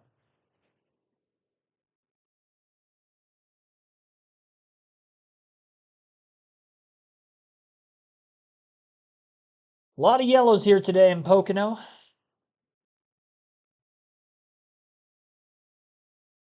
Looked like Poole made a late dive to get to the inside of 3 wide into turn 3. Wash up the track just a little bit, but it doesn't take much. Into the flattest of 3 flat corners around this track. Just a lot of over-aggressive mistakes is what it's boiled down to. Corey Day getting really loose in the opening lap of the race was maybe the only incident that resulted in handling. More so than just contact because of being over-aggressive. Gets his service still. Taylor Gray to pit road. Yeah, so they have made progress. Despite the penalty on the new tires, they've broken inside the top 10. So I think the thinking here for Jason Ratcliffe, it would be to obviously just run this out at the end of stage 2. Don't pit at the end of stage 2. And then run it to your window in stage 3, which is about lap 63 to 65 maybe. And then make your final stop, and then you can get to the end. So maybe just a strategy move here to try to get some track position back to the 54. Dylan makes a great point right there. Can't blame them for wanting to go off strategy after falling back in the pack with the slow pit stop and taking the stage points and winning that opening stage. He's got speed if he can get clean air. We've seen that a couple of times with the restarts he's had. And obviously qualified on the front row for a reason as well. Not going to see as much tire fall off at a track like Pocono, even though this track is aging a bit. It's last repaved, I believe, in 2012. So about 14 years on this surface and some harsh winters in the region of the country, in the mountainy area through the Poconos. That 14 years of aging probably worse than a 14 years at a track that might be further down south, like a Charlotte or a Darlington, which has aged quite a bit in just the roughly 20 years since its repave. And I think that's another reason why we've seen a lot of spins this weekend. Maybe not so much in the race, but even in practice of qualifying, a few spins for the O'Reilly Auto Parts Series earlier this afternoon. The Cup Series had their fair share of spins. Stenhouse in practice qualifying. Carson Hocevar, Bubba Wallace getting big time sideways at the end of that qualifying session in turn 2. 54 just got 4 tires, yes. Gray in the pits, topped off on fuel, 4 tires, and they can make it on one more stop from here. So, likelihood is that he's going to stay out at the end of stage 2, sorry, and then reclaim the lead. Got about 10 laps to go as of right now in stage 2. Another lap or 2 less than that by the time we get another restart going again. And I believe Taylor Gray still has the fastest lap of the race today also. Which when we did have that 6-lap green flag run back in stage 1, he was kind of topping his best lap time. It seemed like more laps he got underneath himself and became more comfortable with his car in clean air.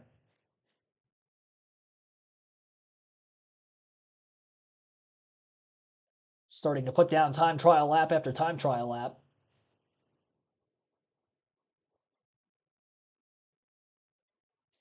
And Justin Allgaier, about 3 laps before the caution came out, took the lead from his teammate Carson Kvapil, who nabbed it away on the restart before that. Field is doubled up, and we'll be going green this time by with about 9 laps to go in stage 1.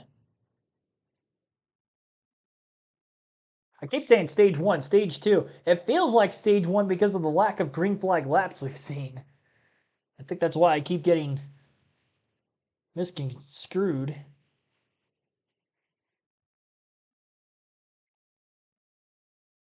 Leah products available. Retailers everywhere. Force of words. Welcome back, Long Pond, Pennsylvania. Pocono Raceway. It's the O'Reilly Auto Parts Series live on CW, getting ready for a restart. Justin Allgaier, the race leader, takes the outside lane. Here's Starkey Radio. What lane do you want to take here? Because I think the double here is full either way. So if we get off, maybe you can get clear. Worry about it. You know what I mean? I just don't know what the right answer is here. I don't think with the situation we're in, points-wise, you're not going to get a lot of help here. The outside is a safer place. When you're on the inside, you know you're most likely going to, you have the better chance of getting put 3 wide. Being the outside is a safer place, at least until you get down to turn 1. Taylor Gray came back topped off. He restarts 30th. Are you ready?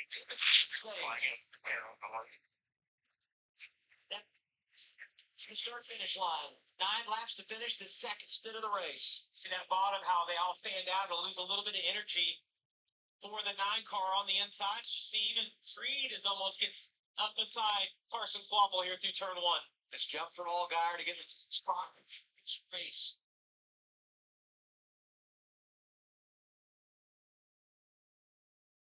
Carson Quapple going to fight back right there to Sheldon Freed. We'll see what they decide to do when they get to the tunnel turn. I think Sheldon will be aggressive right here.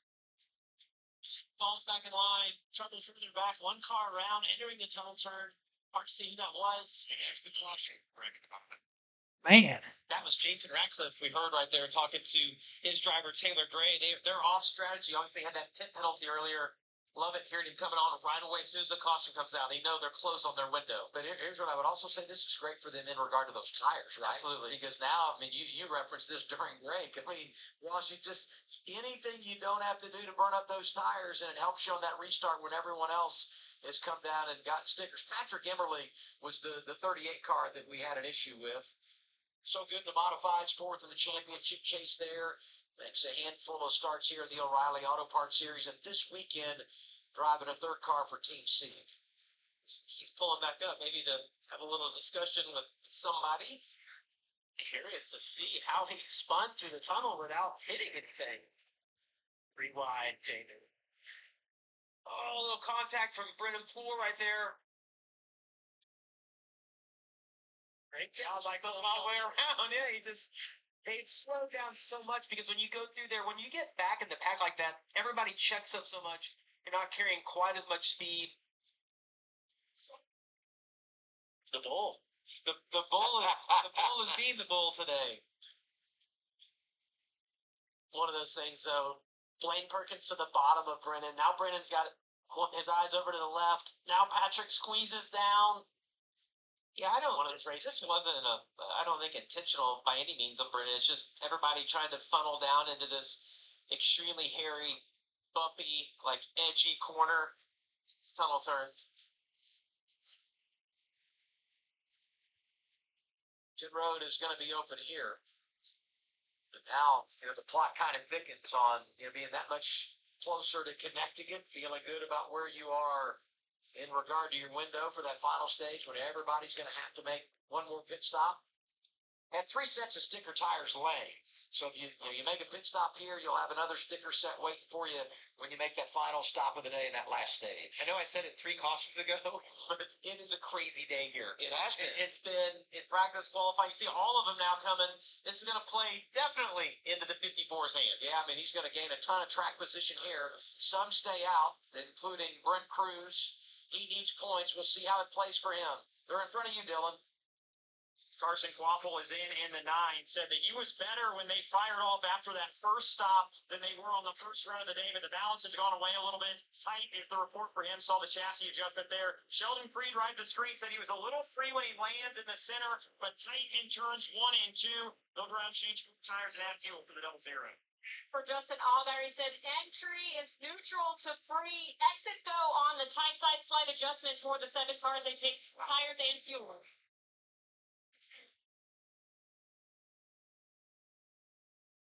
Sanchez among those drivers that comes down here and gets service inside of 10 laps to go in the stage. Patrick Staropoli gets the free pass. He'll be on the lead lap. Race leader is Brent Cruz. Going to be inside of 5 laps to go, stage 2. When we come. Yeah, Cruz staying out to get those stage points, considering that he had missed 4 races this year. He's just slightly behind that cut line. Want to make sure he can get as many points as he can. Sure, part of that strategy calls. He tries to get into the chase in his rookie season in O'Reilly Auto Parts Series competition. Tough to tell exactly how many drivers on 4 Fresh tires might be behind him. Those that will be behind him, most of which going to be a little bit further back in the pack. Leaderboard's going to update when the race leader gets back to the start-finish line this time by, and we'll have a better idea of who stayed out with the rookie crews.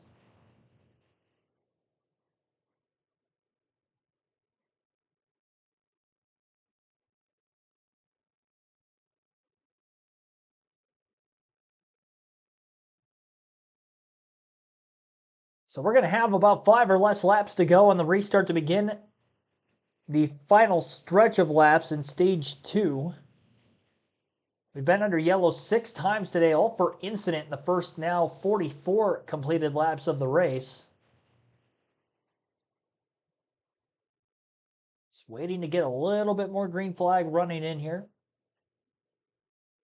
I'm hoping Stage 3 we get some kind of green flag run, but honestly, the way things have been so far, I don't see that happening. I'll believe it more when I see it, and it makes sense why we see drivers taking strategy calls and teams taking strategy calls like the likes of Taylor Gray, wanting to just pit less times.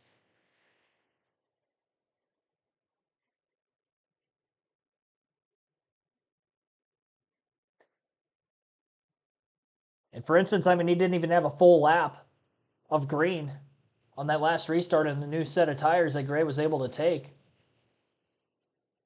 And they're going to fire off about as good as everybody else who just pitted with this caution coming out. Now he's just got to time his restart out to stay ahead of those that had just pitted during this yellow. And the rest of the drivers who will stay out to go get some stage points, which are only 6 cars. Cruz, Retzlaff, Connor Zilich, Jeremy Clements, Raja Kurt, Dean Thompson are the only drivers who had stayed out of the pits during this last caution. Taylor Gray is going to be in 7th, and Justin Allgaier, who won the race off pit road just this last time of pit stops through, is in 9th. And we will be going green this time by yet again.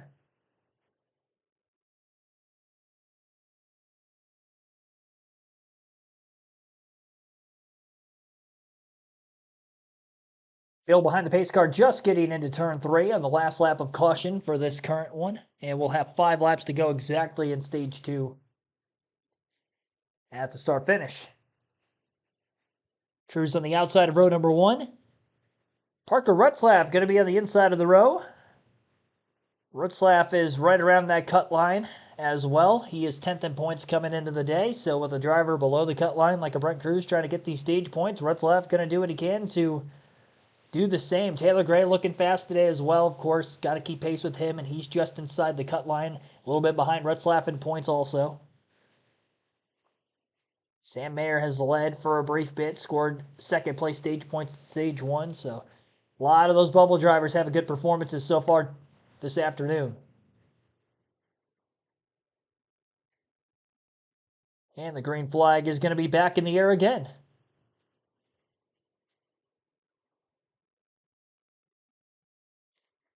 We've seen 3 and 4 wide on pretty much every restart today. 4 wide in the last 2 restarts. We'll see what this one will be as they fan out into the first turn. Retzlaff close to clearing and is clear up out of the first turn. Taking the rookie to school. Cruz has the power in his number 18 Toyota Supra though, and we'll see if he can power back past Parker Retzlaff into turn 2. Lane open. Retzlaff gives room to Cruz. Gets a little bit of clean air on the nose, but can't get the power down off the exit of the corner. Good drive off by the clean-aired car there of Parker Retzlaff. And Connor Zilich in the 1 with damage from an earlier incident on the final lap of Stage 1 is in 3rd, trying to hang on older tires. Another slide in turn 3. A save for the 28. Well, it wasn't really a save. He's got damage to the right side of his car. We're going to keep it green this time, though, and I think NASCAR's just tired of throwing the yellow flag at this juncture because that probably could have been a caution. If any of the other slides and spins have been, I think that one would have been as well, but now we got another car in the wall, turn 1, or at least up the groove, and it's the 87 of Nick Sanchez who was involved in an earlier incident at lap 1, and he did get a piece of the wall because it looked like he had some right side damage as the camera was following him down that long pond straightaway after getting out of the exit of turn 1. Things just bottlenecking on the inside. A checkup by the car up high on the top, causing the spin and a tank slap with the right rear corner panel for the 28 car of Kyle Sieg into the turn 3 wall. And then the following corner in turn 1, Austin Green up the hill one way or another and gets against the fence there. Meanwhile, at the front of the pack, it's still Retzlaff and Cruz leading the way into turn 1 with 3 laps to go in the second stage. Cruz to the inside after a slight wiggle, maybe pack in the air on that rear spoiler for Retzlaff. Cruz is going to be down the back straightaway, still trailing on the inside lane, but he's got a position advantage down into turn 2. And Retzlaff is just going to give it up, fall in line behind him, maybe try to back up the corner. Didn't time it well, maybe got too far down to the inside because Retzlaff almost looked like those left side tires were down below the yellow line on the bottom of the racetrack as he overdrove it, maybe trying an over-under on our new race leader, Brent Cruz. So Cruz back out in front after surrendering the lead on the restart. He's going to lead his first green flag lap of the day at the line. 2 laps to go in the second stage at Pocono. Side-by-side battle as well on track for third between Justin Allgaier and Connor Zilic. Not sure exactly what happened to Taylor Gray, who restarted in 7th, had about a half a lap on his tires, but he didn't pan out too well. Gray's all the way back in 15th and has lost 8 positions from the restart to the likes of those that were not on the same strategy as him, but similar because of pitting during that next caution after Gray pitted. And unfortunately, whatever Gray has done to try to get track position back, things just not panning out his way. Or for the points leader, Justin Allgaier, he is bearing down on these top 2 cars. And we know Cruz and Retzlaff are probably going to pit at the end of this next stage. Allgaier was about 0.2 faster than the leader Cruz that last time by at the line. White flag in the air, 1 lap to go. Allgaier may get to 2nd on Parker Retzlaff. We're on the final lap of stage 2. Brent Cruz has a pretty healthy lead, nearly a 2nd over Retzlaff. Oh, overcharging the corner in turn 1 was the 99. A Retzlaff and a big run down the long pond straightaway now for the likes of Justin Allgaier in the 7. Tailing in the draft into turn 2 now. Tightly nose to tail. That 7 car just drives really well in traffic. You can get close behind the back bumper of some of these other race cars. We've seen that out of Brent Cruz already today too, who leads. And at times the 54 since he's been back in traffic also. Up out of turn 3, coming to the green-white checkered flag, 2nd of which of the day, it'll be Brent Cruz. Winning stage number 2. By a nose, 2nd place, Justin Allgaier just timing it out well to get back to the gas and beat Retzlaff to the start-finish line. Parker Retzlaff ends up 3rd with his strategy call in stage 2. Raja Cruz in 4th and William Byron rounding out the top 5 in 5th. Connor Zilic in 6th, 7th for Sam Mayer, Jeremy Clements 8th, Anthony Alfredo 9th, Carson Quapple will round out the top 10. Well, there you go. Taylor Gray wins stage 1. Stage 2 is won by his teammate, Brent Cruz. 50 laps to go into the second half of the race for stage 3. As we continue our live commentary coverage here on KRC, we'll take a quick break. And stage 3 will begin shortly.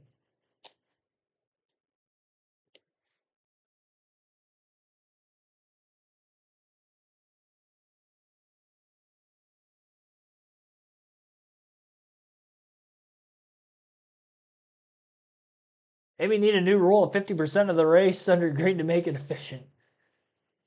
Yeah, what does that mean? So, like, if we have 50% of the race under caution, we just keep racing until we get to, like, 50%? John Barber, welcome to the stream. Hey, good enough to come in and pop a like. I appreciate that. Even if you don't have time to spend for the rest of the afternoon. Our like goal is to get to 50 for today's live commentary stream. So if you haven't hit the like button yet, be sure to do so. We're at 33 likes so far, and our goal to get to 50 as we've just passed halfway through this race. Our 7th caution already with the stage break. This is our first non-incident yellow of the day. Stage 1 ended under caution. We have 4 cautions for incident in stage 1, 2 of them in stage 2, and now the stage break at lap 50. Can't make it on fuel to the end from here, but they can run a little less than 40 green flag laps by the time we go green. After about 4 or 5 more caution laps, we'll be just outside that fuel window to make it to the finish. So the field will have to pit at some point in stage 3. I don't trust in a circumstance that if we get a caution late in the race, yeah, we're going to be able to get this thing in without more yellows in multiple overtimes. Based on every restart we've seen so far today. Because even that restart had a couple of moments as well. Caution just didn't come out. It very well could have for that slide at the back of the pack by Kyle Sieg into the turn 3 wall.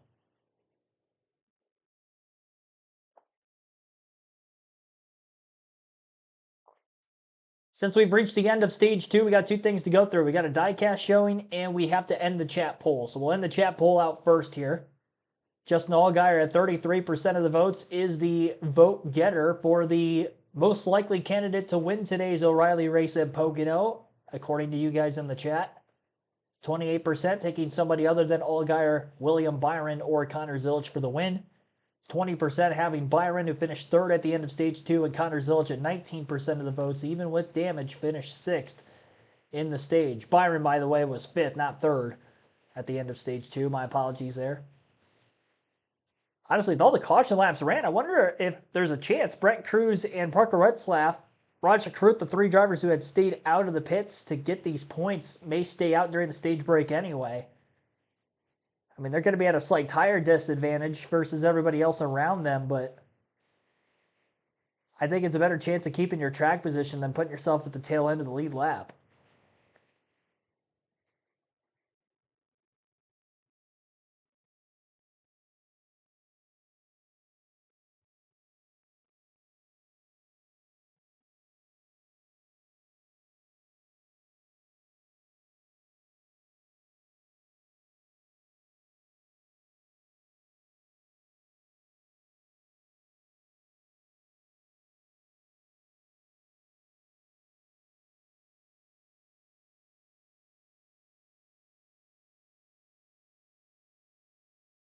Showing the kind of stage 2 highlights for our stage 2 winner, Brent Cruz.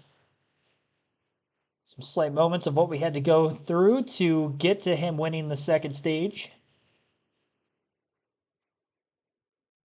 Man, really hope they pack that thing full of fuel at the end of stage 1 with the caution laps we've ran. I think he's got a good probability to get inside the fuel window and make it to the end, honestly. And he's got speed in the car to hold on.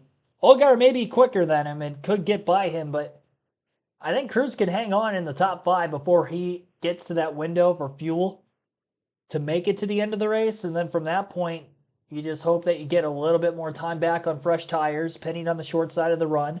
If you're close enough to the front of the field, you'll remain on the lead lap, even with a 4-tire stop, if you're within about 7 to 8 seconds of the leader. So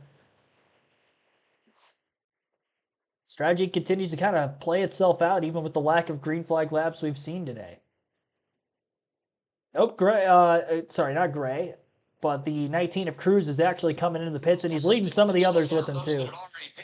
Team leading down those that need service here, Dylan. And Connor Zilisch in the 1, 4th in line will be the first to peel off there. Said he was loose in, but plowing tight on throttle. They demanded staying out here just to try to make it 2-stop, but wanted to get on offense and make their race car a little bit better. Parker Retzlaff said he needs the front to react quicker, but the back of the car to not be any looser. They're going to go to work on the 99, Kim. Roger Ruth in that 32 said, good entry now. Still a little snug, so would like to be freed up to help link center. And you see Brent Cruz there on the bottom. Building's too tight, so they will take a small adjustment to keep him turning now that he'll be in traffic. These are scheduled stops as everyone comes off Progressive Pit Road. And now... All right, going to be interesting.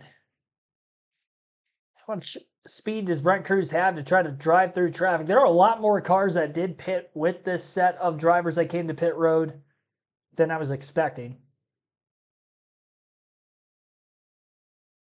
Not only brought about 5 of the top 10 in, but also brought quite a few drivers in the back half of the lead lap to come back down for more service, fuel, and tires as well. Justin Allgaier will be the new leader for finishing second in Stage 2. He is now out in front. Looks like William Byron, Sam Mayer are going to be second and third.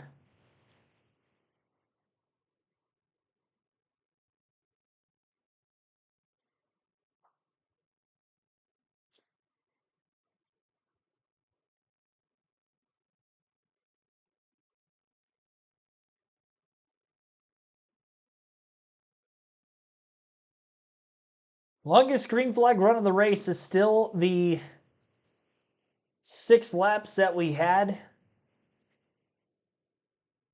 We've actually had more laps under caution than our stats are indicating.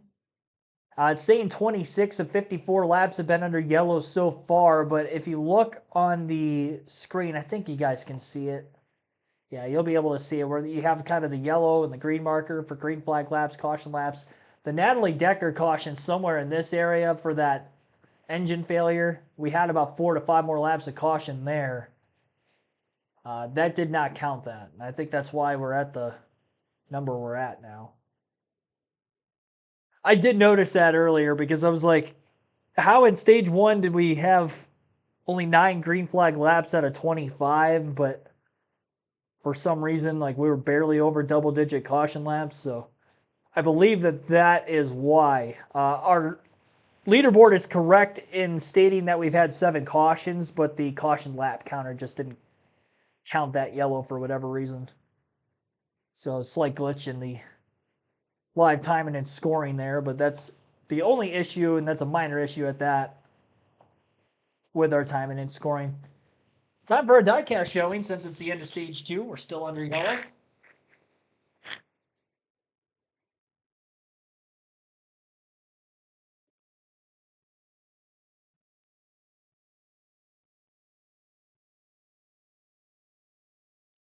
I wasn't quite prepared for exactly what diecast I was going to show, so I just grabbed the first one that was in sight that I have with me, and this is going to be the Aflac number 99 Ford Fusion, driven by Carl Edwards, and this specifically from 2011, of course, the season in which he had tied Tony Stewart for the championship with. And Edwards is a former winner at Pocono Raceway in the 99 car for Roush Fenway Racing at the time. So I figured, you know what, why not? And it was a Car of Tomorrow year in which he was able to win at Pocono Raceway. So we'll show off a Cousin Carl diecast for the live commentary stream. I have 2 Edwards diecasts, and this one definitely my favorite of the 2. It's a fun one. Who doesn't like the Aflac paint scheme from back in the day when you got the Aflac duck right on the side of the car, both sides of the car? He's on the hood and the logo. Cute little duck. So that is our diecast showing for today's race. I like that little slogan. We've got you under our wing. Across the back bumper of the race cars, another look. Once again. Number 99. It's my number. My racing number. Always like to see the 99 car go to victory lane. Now that Daniel Suarez is not with Team Trackhouse, it's not an active number. It's being used in the NASCAR Cup Series at this time, unfortunately. Hopefully somebody brings it back. But of my favorite numbers to root for, my guy is always going to be Ryan Blaney, but sentimental favorite to see the 99 car doing well. Parker Retzlaff in the 99 for Viking Motorsports today, having a good run of things. Third in Stage 2. But he pitted. He's going to be back in traffic a bit. And here we come to begin the final stage now. At Pocono Raceway, we're going to have about 45 laps to go on the restart. After 5 laps of caution for the Stage 2 yellow. I'm sure this restart's going to be as chaotic as the rest of them that have been so far today. Hopefully we just don't get a caution that coincides with it.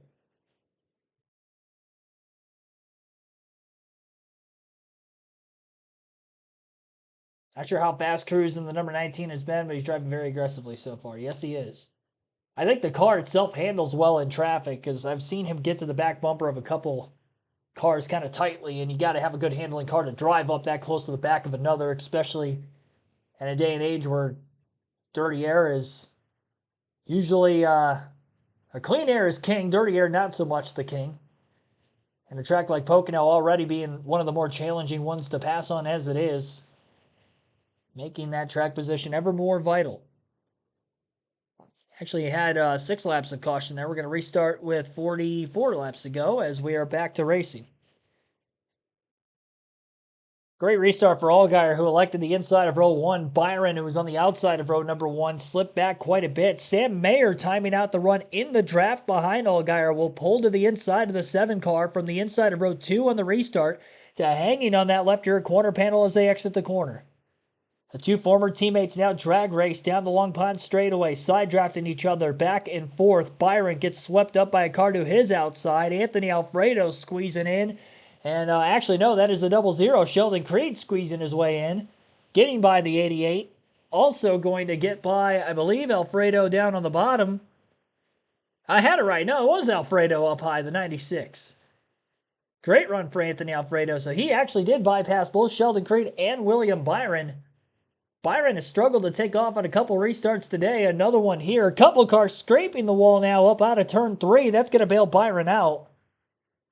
It's going to kill the momentum of those 2 cars that were trying to get to his outside. I believe Brandon Jones, one of the 2 cars that got against the wall. And the other one might have been the 9 of Carson Quapple, but I'm not entirely sure there. And I think the only reason Jones even got against the wall is because the car in front of him did, and he just kind of trailed off in line behind him. Epic battle at the front of the pack between Mayer and Allgaier. They have been side by side for the lead every step of the way. A little bit of trash on the grill of the 41 of Mayer, though, so he might have to duck in line behind the 7. Pack that air on the front grill, get the debris to wash off, and then go and try to attack again. So close in the middle of the corner, but that debris is not going away, and running so close tightly behind the car in front of him in the wake of dirty air allows for Mayer to get tight. Alfredo gets underneath him through the center of turn 3. Alfredo trying to make the pass for second. What a run for Fast Pasta here at Pocono. And Sheldon Creed maybe going to try to draft with his teammate Sam Mayer and get him going, but that's not going to work. Alfredo clear into turn 1. Mayer gets all over his back bumper. Again, just desperately trying to get that trash off the grill of his race car, and he's finally able to do so. And Alfredo shot out of a cannon out of turn 1. Might have had a push from the 41 car as well, but he carried some huge momentum down into turn 2. He didn't time the run out very well, though. He actually lost ground to Allgaier, but likely because he was carrying so much speed on entry into the corner, it could have caught him by surprise.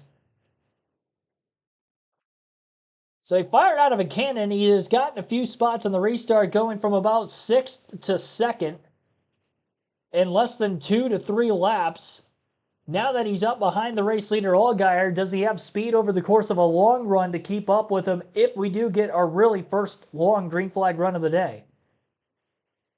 Oh, Mayer might have touched the back of Alfredo into turn 1. He definitely got him loose one way or another.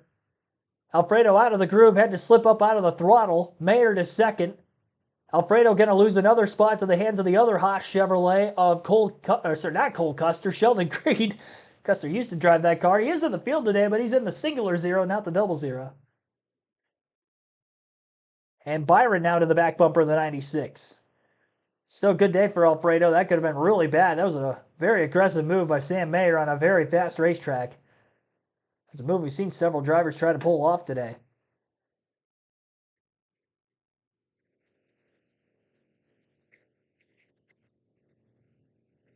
Little crank it up action.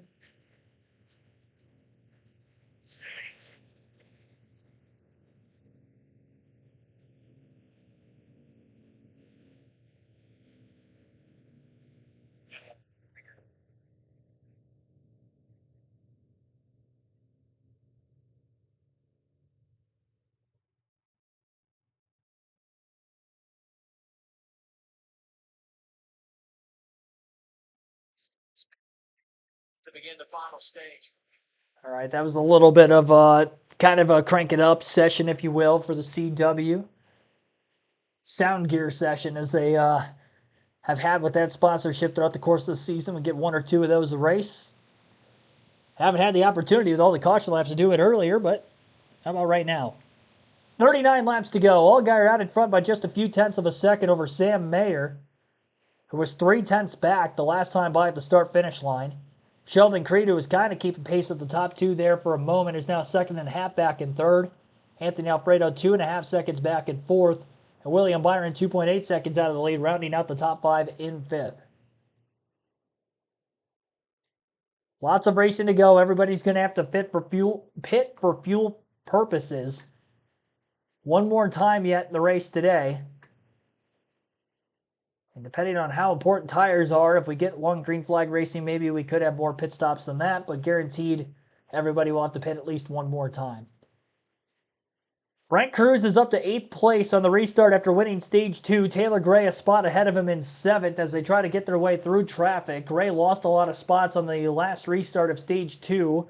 Cruz just pitted under the last caution, made a pass on Jeremy Clements. Cruz up 10 positions from the restart. Clements actually up 13, same for Connor Zilich at 10th, which, again, I'm just shocked. That one car's still as fast as it is, because I thought when he had gotten against the wall in turn 1 at the end of stage 1, resulting in a caution between contact from he and William Sawalich, I thought his day was going to be either done, or if he was able to continue, he was not going to be very fast at all. But credit to where credit's due, and a young racing talent by Connor Zilich. I mean, he's got to be holding on for dear life with that race car every corner. He's already complaining about handling as the race went on. I would imagine he's got less side force of the damage on the right rear corner panel. He's doing well for himself, and he just passed the 19 to Brent Cruz, who was cutting his way through traffic. Cruz, with a cleaner race car, just does not have the speed the one car of Connor Zilich has. Zilich is absolutely wheeling that race car around this 2.5-mile tricky triangle and trying to go for back-to-back wins in this very race after winning here a season ago with Dale Earnhardt Jr. crew chiefing him to victory. He doesn't have Dale Jr. on the pit box today, but I'm sure if he did, he'd be just as proud of his young teenage driver.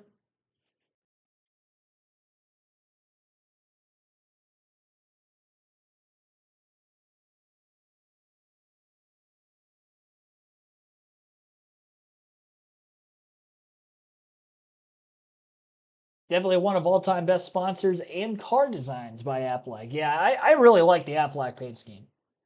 You know, Edwards had some good schemes in his Roush days because I really liked his Subway schemes that he would run too. And the Scott's car, I thought was fantastic. Through multiple generations of car, might I add, as well, when he would run the Scott's paint scheme. And the Cheez-It Kellogg's car first short bit.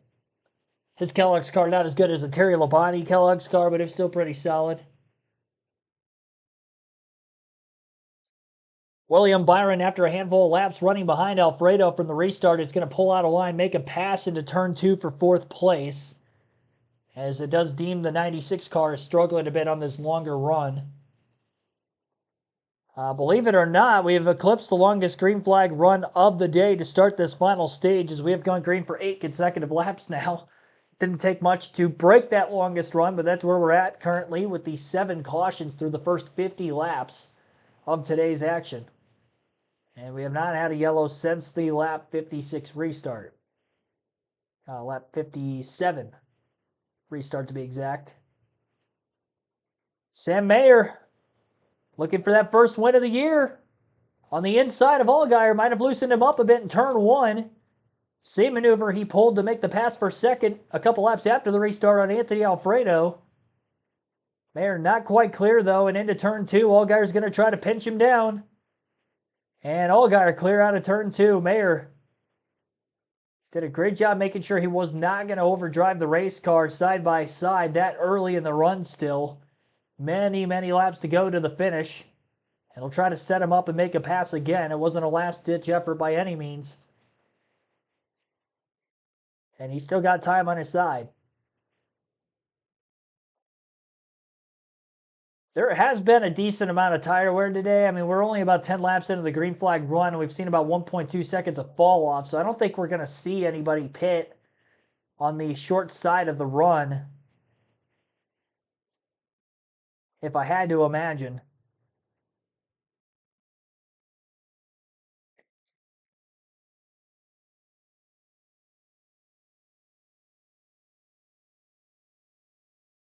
In the midst of Probably going to split the final run in half. Series here at leads Mayor. That's the way it was when we went to break. It's the way it is now that we've returned. Boy, they've been trading blows the whole time. Yeah, and it's just a matter of time. I feel like the 41, look at that, so much lower he can get in the corner, get that left front fender, pack a little air on the 7 right here. He's been in position and been inside of Justin multiple times. Most of the time, though, it's been in the center. And Justin's been able to prevail on the outside. I'm going to say right here, 41's going to be in a little better position. Drive off down, try to slide up and clear him right here. Oh, he's going to be able to get there. Right there. Allgaier tried to push it to his outside, but Mayer clears him. Great pass right there from Mayer to the lead. 33 to go. There you go. He's beat us there twice. Jamie, we were talking about that during break twice. The 41 had position. The 7 rolled back around him in turn 2. You didn't think that would be the case if it was 5 laps to go. I thought we'd have a little different race if it was just a few laps to go. But something interesting that happens that you don't typically see at a track like this. No one's been able to get away, and not just this battle that we see for the lead with Mayer and Allgaier, but even back in the pack, we saw Fredo and William Byron swapping those positions back and forth. Typically, once a car gets out front, they can drive away. So Jeremy Clements gets another one here. Starting to see some cars hit the pit lane further back in the field. Jeff Burton was on last time, and Sammy Smith on pit road now. Yeah, the window is open with 32 to go. Dylan talked about how you manage it. You want tires on the front side, or do you get them on the back side of the road a little bit later? What's going on, Dylan? 54 and 9 have opted for the front side of the window. They are pitted nose to tail here, so everybody's going to have smooth. Taylor said he was at the limit of the front tires, but slipping the right rear when he puts wheel into it. For the 9 of Carson Quapple simply put, he was plowing tight behind the wheel of that race car. 32 to go. Lap 68 is when these drivers make their scheduled green flag pit stop. We'll have to watch those cars because they're only 6 or 8 seconds behind, and there's going to be about a 2-second lap time difference. As Allgaier gets a big run right there, is he able to get to the inside right here of Mayer? I think he's going to. And here's the other thing to think about. You can fear and not lose a lap, but you got to be within like 17 seconds of the race leader when you do it. So you see those drivers coming off. They stay on the lead lap as Allgaier retakes control of this race. For a second. And now Mayer looks to the inside. This has been unbelievable. I said it in the midst of our longest green flag run of the day, and the racing has just been remarkable. I love the O'Reilly car, Shane. That's incredible. The leader can't check out. It's almost like when they get out front, they get too loose. See right here, Allgaier's going to put the pressure back on Sam Mayer. But it's been back and forth all day long throughout the field. Scheduled stop, 99. Parker Retzloff comes at lap 69. Justin's really working that little bit higher groove, and you referenced the traction compound that was down years ago. It's almost like he's been able to find a little bit of speed there, but it takes time and some courage to want to move out there if you've been committed to the bottom all day long, like we see so many guys today. Sheldon Creed making his stop here, Dylan. Yeah, he was running third and was free to the center of the corner. The only place he was tight, he felt like in the tunnel turn. So he asked for a traction bar adjustment here just to give him some security. We'll see if they do that. 4 tires and fuel, and there is the wrench in the back window. We'll go to 0. See the hand out the window in the 7 car. He's waving Jeff Burton off, who's already pitted. Justin Allgaier signaling to the car behind him he will be pitting this time. Hoping he can get there 1 lap early from Sam Mayer. Wow, look at that. That thing almost got away from Allgaier. Yeah, Jeff Burton had made the stop, had gone a lap down in the exchange. That's why he's racing with these 2 front runners. Sam Mayer stays on the track, decides to run another lap. Is this going to be the They have the same pit stop. The 7 will leapfrog in front of the 41. You got 41's going to come the next time by. It's almost a second and a half to 2 seconds lap time difference, Kim. And for Justin Allgaier, that balance going away from him this run, he reported to the team free exit, super free in, so looking for a little bit more stability. Remember, he's got the final pit stall before the exit of pit road. Long ways to go on this front straightaway. 4 fresh Goodyear tires, Sunoco fuel is the call, along with that slight adjustment air pressure-wise. You look at the map, top left of your screen, Sheldon Freed making his way down the front straightaway. Allgaier, that number 1 pit stall, gets the exit. And now we watch the blend. And Jeb Burton can play a big role in this as well. Just if he's able to hold those guys up or hold Sam Mayer, if he gets by him, that'll hurt his overall lap time through the cycle of this. Look at the cycle here. As Sheldon Freed comes by, now Sam Mayer makes his pit stop. Here he is, Kim. And for Sam Mayer, crew chief Jason Trenteri had told me before the race he was pretty committed to pitting the final time closer to straight up to give his driver a little bit of a tire advantage with the fall off they've seen today. But what a great run he's had so far for a driver who did not like his car's practice. In fact, they said they felt like they had a bad set of tires in practice, went to their baseline.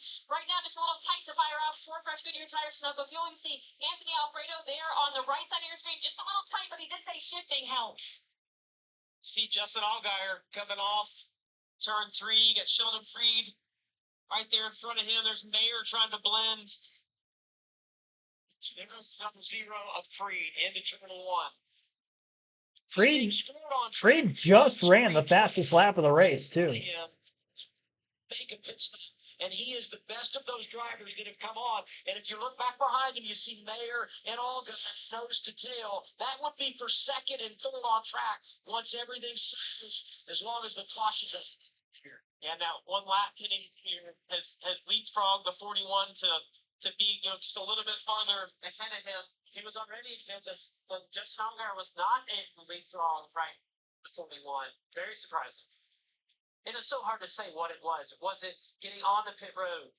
I got down by my pit crew today, by my chief today for not doing my green flag entry hard enough and entering fast enough. It's so much, and Justin Allgaier not quite able to take advantage of those new tires. Seeing a few other guys make pit stops. You look at the green flag cycle. We're 3.5 seconds back when he made his pit stop at lap 70. Jonathan Toney making the call to get him in. They execute. They've now taken advantage. And they have cycled back up inside the top 10. This what will be the lead trio when everybody else makes their stop. It's cycled out. Brent Cruz leading. He gives up the top spot and makes his scheduled stop lap 74, Kim.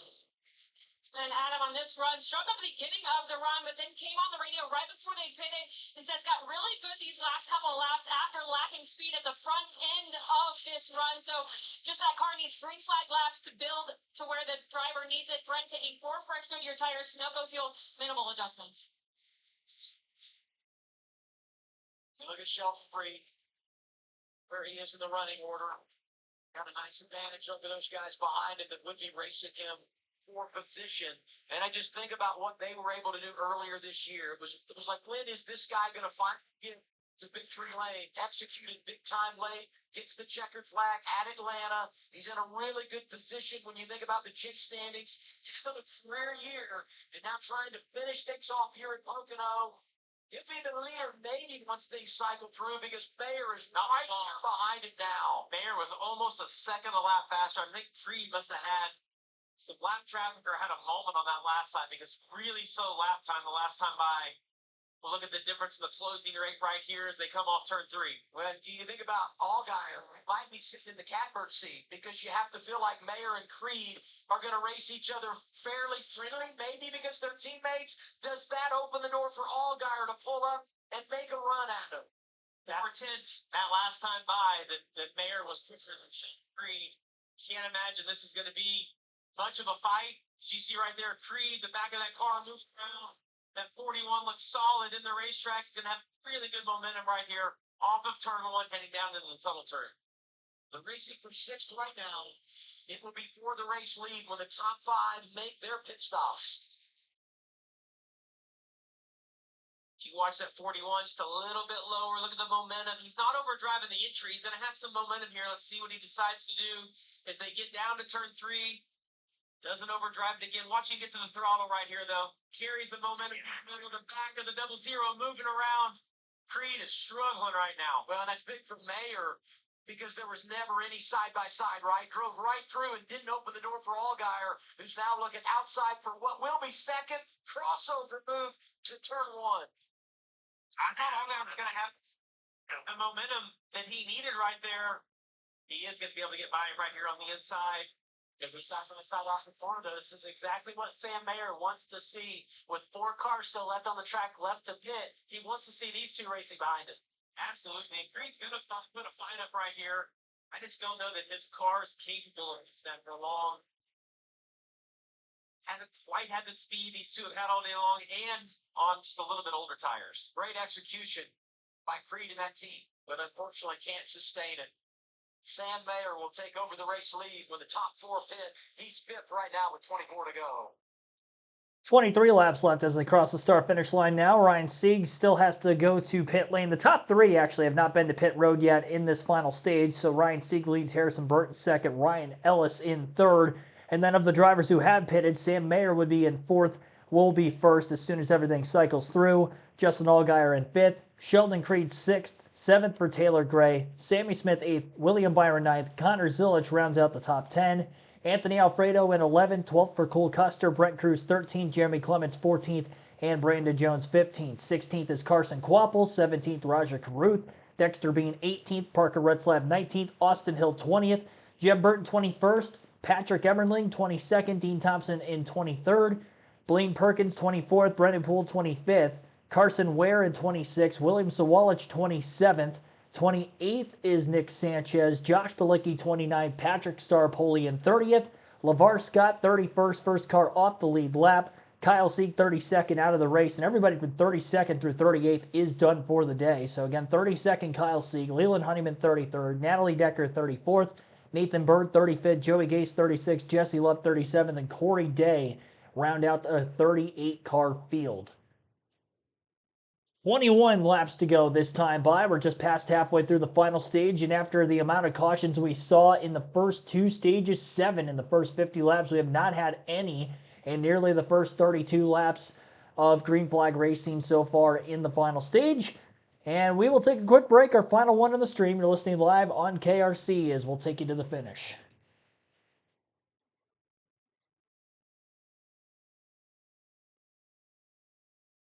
Robert Goodrich, thanks for tuning in. Might be later than the prom queens period, but I'm here. What a... Oh, geez. That's funny. I've never heard that expression before. Hey, better late than never, as I always say. And I appreciate you tuning in still. Setting ourselves up for the finish of this race. Goal is to get 50 likes on the stream, by the way. We're at 37 right now, so be sure to hit the like button. If you haven't done so yet, subscribe for more NASCAR content like this every NASCAR race weekend. We're live for Truck, O'Reilly, and Cup Series racing all season long.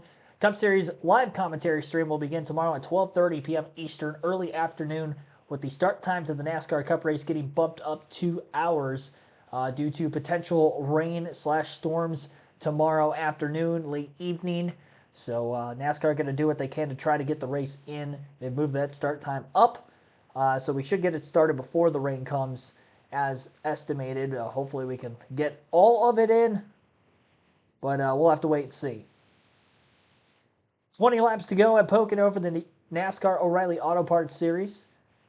Harrison Burton and Ryan Sieg have yet to make their way to pit road, while a couple laps ago, we just saw one of those top 3 pit that hadn't been into the pits yet, which I believe was Ryan Ellis.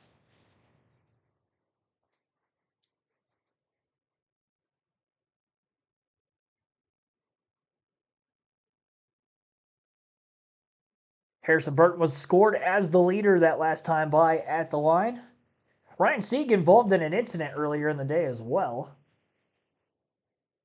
Had quite a bit of damage, but still running. Still competitive enough to keep up with guys in the mid-pack.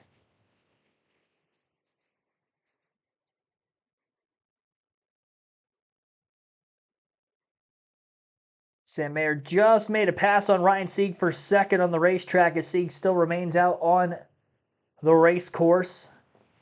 Another lap or so, I believe Harrison Burton will end up getting past. You can see that damage on the right front, especially for the 39.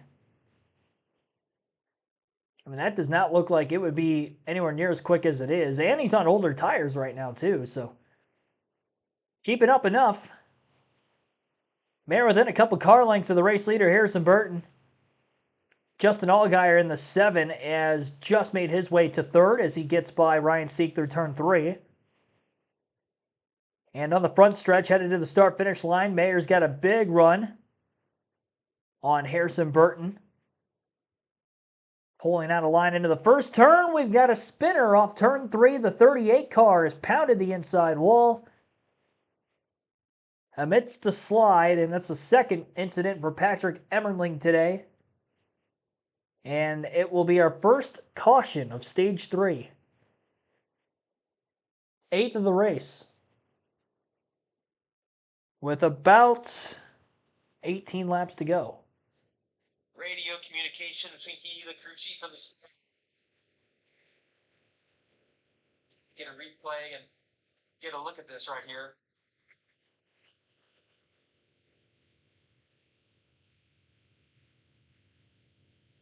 We're not surprised, are we, guys?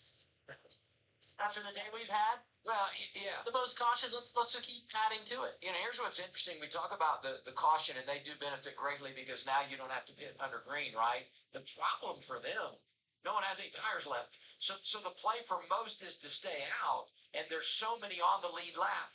You're going to have an opportunity to drive through a lot of guys on those new tires, right? But unfortunately, you're not going to have much track position to show for this. And it's a pretty big discrepancy in tires now. Like we talked about it being, second and a half to 2 seconds after 15 or 20 laps. As we get a look here, see Brent Cruz inside of Patrick Emmerling. See the exit of turn 3. Ooh, While Brent slides up, gets into that left rear and wipes him out. that's tough. Since the frustration that we heard on the radio from those guys, Patrick didn't do anything wrong in that case. You know, we talk about the caution coming in, and this just had the longest green flag run of the day. And while the caution benefits some because they hadn't made a pit stop, boy, if you're Sam Mayer and the way you had it working here late in this race, you're like, daggone, just let us run it out. I know we had a long way to go, but my gosh, that 41 looked good. Sam has been here before. He's done this. He's not won here, but he has been in this position in the O'Reilly series that, yes, he didn't want a caution, but it's still more than right now 17 laps to go as we cycle behind the pace car. So he's been here. He's done it. Not as long as Justin Allgaier, but No one has, right?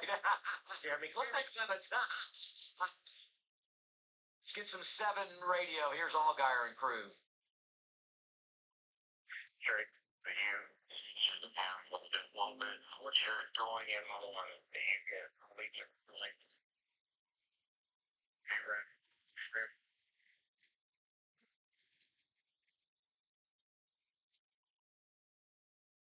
Good information from the crew chief there. I don't think I've ever had a crew chief not tell me that I wasn't faster than the car in front of me. It's the perspective from inside the car is a lot different than what you see lap time wise with Andrew Overstreet right there watching this. Mayer and he have comparable cars, but it does appear that the 41 is just a little bit quicker. However, based on what we've seen so far today, this is most likely not going to be the last restart. We're still going to have a little more chaos, and there hasn't been a dominant row on the restart. We talked about the start of this race, how we were shocked how many times Taylor Gray, these guys were taking the inside, but we've seen both of these rows win from the inside and the outside. And to me, if I'm Mayer, that's frustrating because you've won the right to get to have which row you want. If I'm Allgaier, I'm like, listen, I'm okay being in either of those rows because I have a chance. So what are you picking? I'm still going to take the outside. The outside for me is a safer option because when you're on the inside, you're vulnerable to being put 3 wide. If you're on the outside, the guy behind you has to push you if there's not a gap in the middle. So to me, the outside is just a safer play. It also gives you the momentum off of turn 1 down the long stretch where the draft comes into a big play. So to me, the safer play is just being on the outside if I'm moving. And let's break this down a little bit. Harrison Burton, our leader, we know he's pitting. Ryan Segan, fourth, we know he's pitting. Take them off your leaderboard. Sam Mayer, okay, say he takes the top. Justin Allgaier takes the front row. Winners don't give up the front row. Then you got Sheldon Creed. He's got to go push his teammate. You want those Haas factory cars lined up. At least Taylor Gray to fill in third place inside second row. That could be where your winner is decided, is if Sheldon Creed or Taylor Gray, who pushes who better. Never advocate for giving up the front row to choose a lane, right? But if you're Allgaier and you know that you can go outside with Mayer and that breaks up the team connection, I don't know. It's an interesting thought process. Here's the difference is that last year we saw the people give up a road to be on the outside because the outside was a dominant lane. It hasn't been today. So I'm with Ross. I'm not giving up the front row. I don't care if it's teammates or not. The one thing that we've also seen today, it's been a little harder to get connected on those restarts. Now, the teammates might try to work better together here, but who's to say that Sheldon doesn't want to be on the bottom or on the top because his car's not good in that lane? So I don't think you can count on all that. Pit road is open. Here come the guys that we knew would pit. Harrison Burton, Ryan Sieg. This is going to be really fun. 15 to go. Going to be just north of 10 laps to go when we get the green flag. And a big... There's a lot of cars on pit road. It's the series. CW.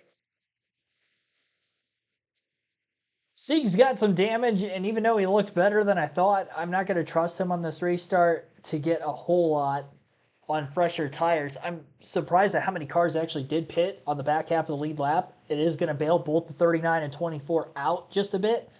24 being driven by Harrison Burton was the leader. Actually, when this caution came out, he had not yet made his final stop. So he's going to be pitting now, and he's going to have about a dozen lap fresher tires.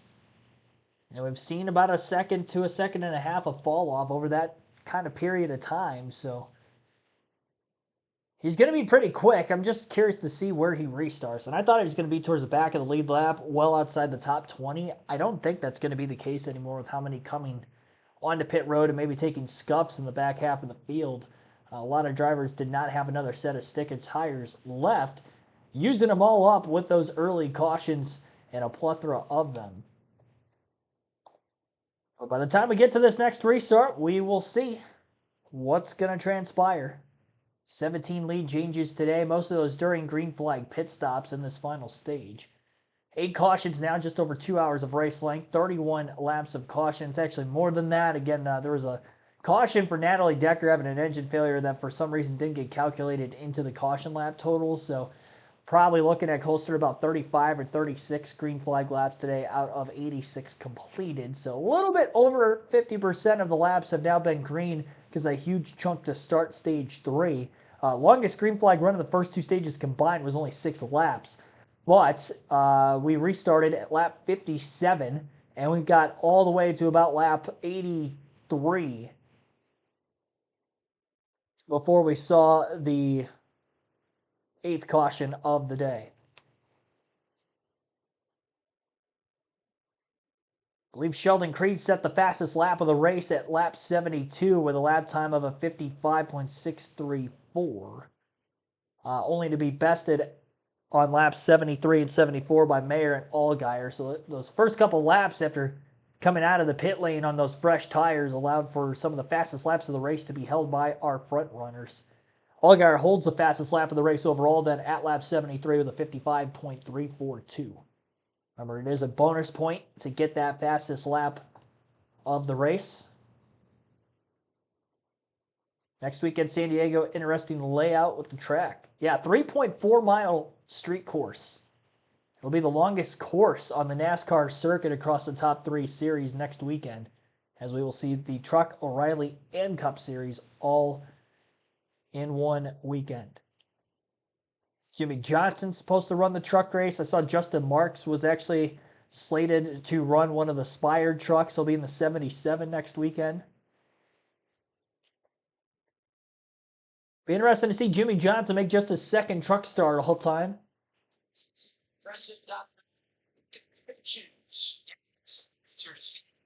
Sam Mayer ended up taking the bottom, but his next teammate, we talked about it, Sheldon Creed lined up behind him. Hopefully release the one there and making it 3 wide. For Creed to be vulnerable with whoever is lined up behind him, which is William Byron. Well, Dylan gave us a great report on the way the 54 team has managed strategy today. Because of some of the topping off that they've done, they had a shorter fill on that cycle, made up some good track position. He lines up on row 2. Justin Allgaier, a week ago today, turned 40. And you think about everything he's meant to this series, in position to get it done again. But it's the 22-year-old that you feel like has been around forever, and Sam Mayer, that wants win number 1. Getting set for 13 laps to go on the 2.5-mile triangular oval. And it's going to be Sam Mayer and Justin Allgaier on the front row. Sam Mayer, believe it or not, going to take the inside of row number 1. He's got his teammate, Sheldon Creed, right behind him. Hand out the window. Push is in effect. And we are back to racing. Already fanning out to 3 wide. William Byron in the 88 car all the way on the bottom, going for about 3rd place, while the 2 cars on the front row are still side by side. Tightly congested off of turn number 1, and some boxing up going on as they exit the corner. 4 wide fanning out in the back of this lead lap as well. Yet again, the 3rd different time we've seen at least 4 cars abreast on a restart. A little bit of contact down into turn 2. And a couple cars sliding up near the wall. Almost kind of 2 incidents at one. Taylor Gray spinning down the racetrack. Not a lot of anywhere to go, but somehow most of the field is able to escape through the smoke, through the multiple spinning cars. Caution's out for the 9th time, but not a lot of damage for really anybody that was involved. But it has to be like racing to the tunnel turn. It's getting late. Nobody's giving anything. Byron got loose underneath him across his cheeks. Get Sammy Smith radio. He was right in the middle of it when it all started. The right front was down, I think.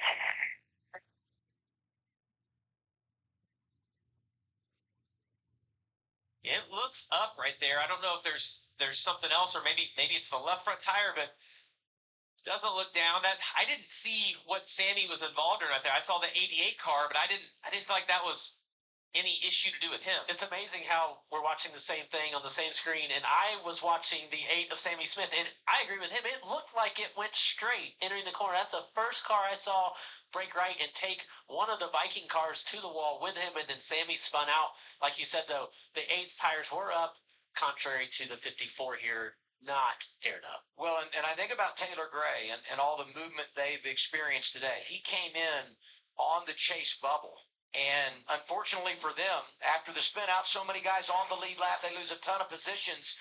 He's being shown 14 below as we go back and watch this race over to the tunnel turn. A little bit of loose in for Sammy Smith, and then it does not turn it right ahead of them. William Byron getting into the 54. And if you look at the running order, Brent Cruz is now up there in 4th. It's true. It looked like the 8 got loose on initial turn in.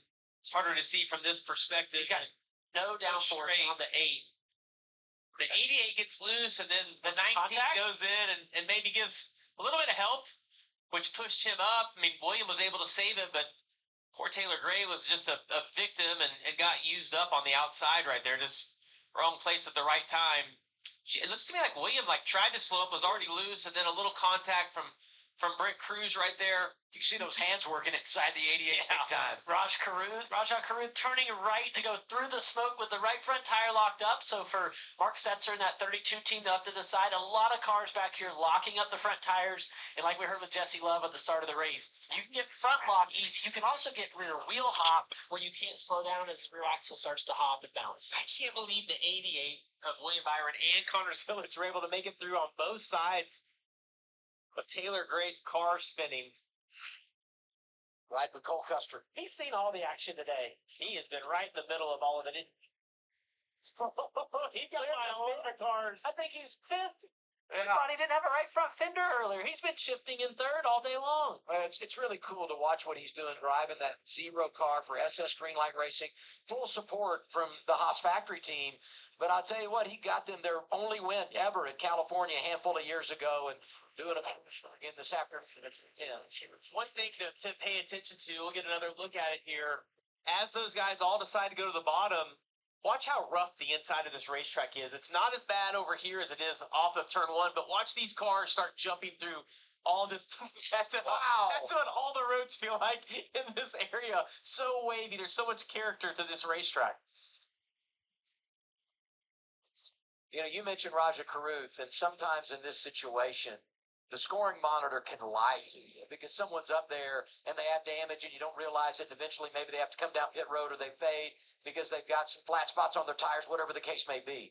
But you look at it right now, Raja scored in the top 10, came in, you know, below that chase cut line, and now he's still below, but in 13th, and once again, just managing a day to put himself in position.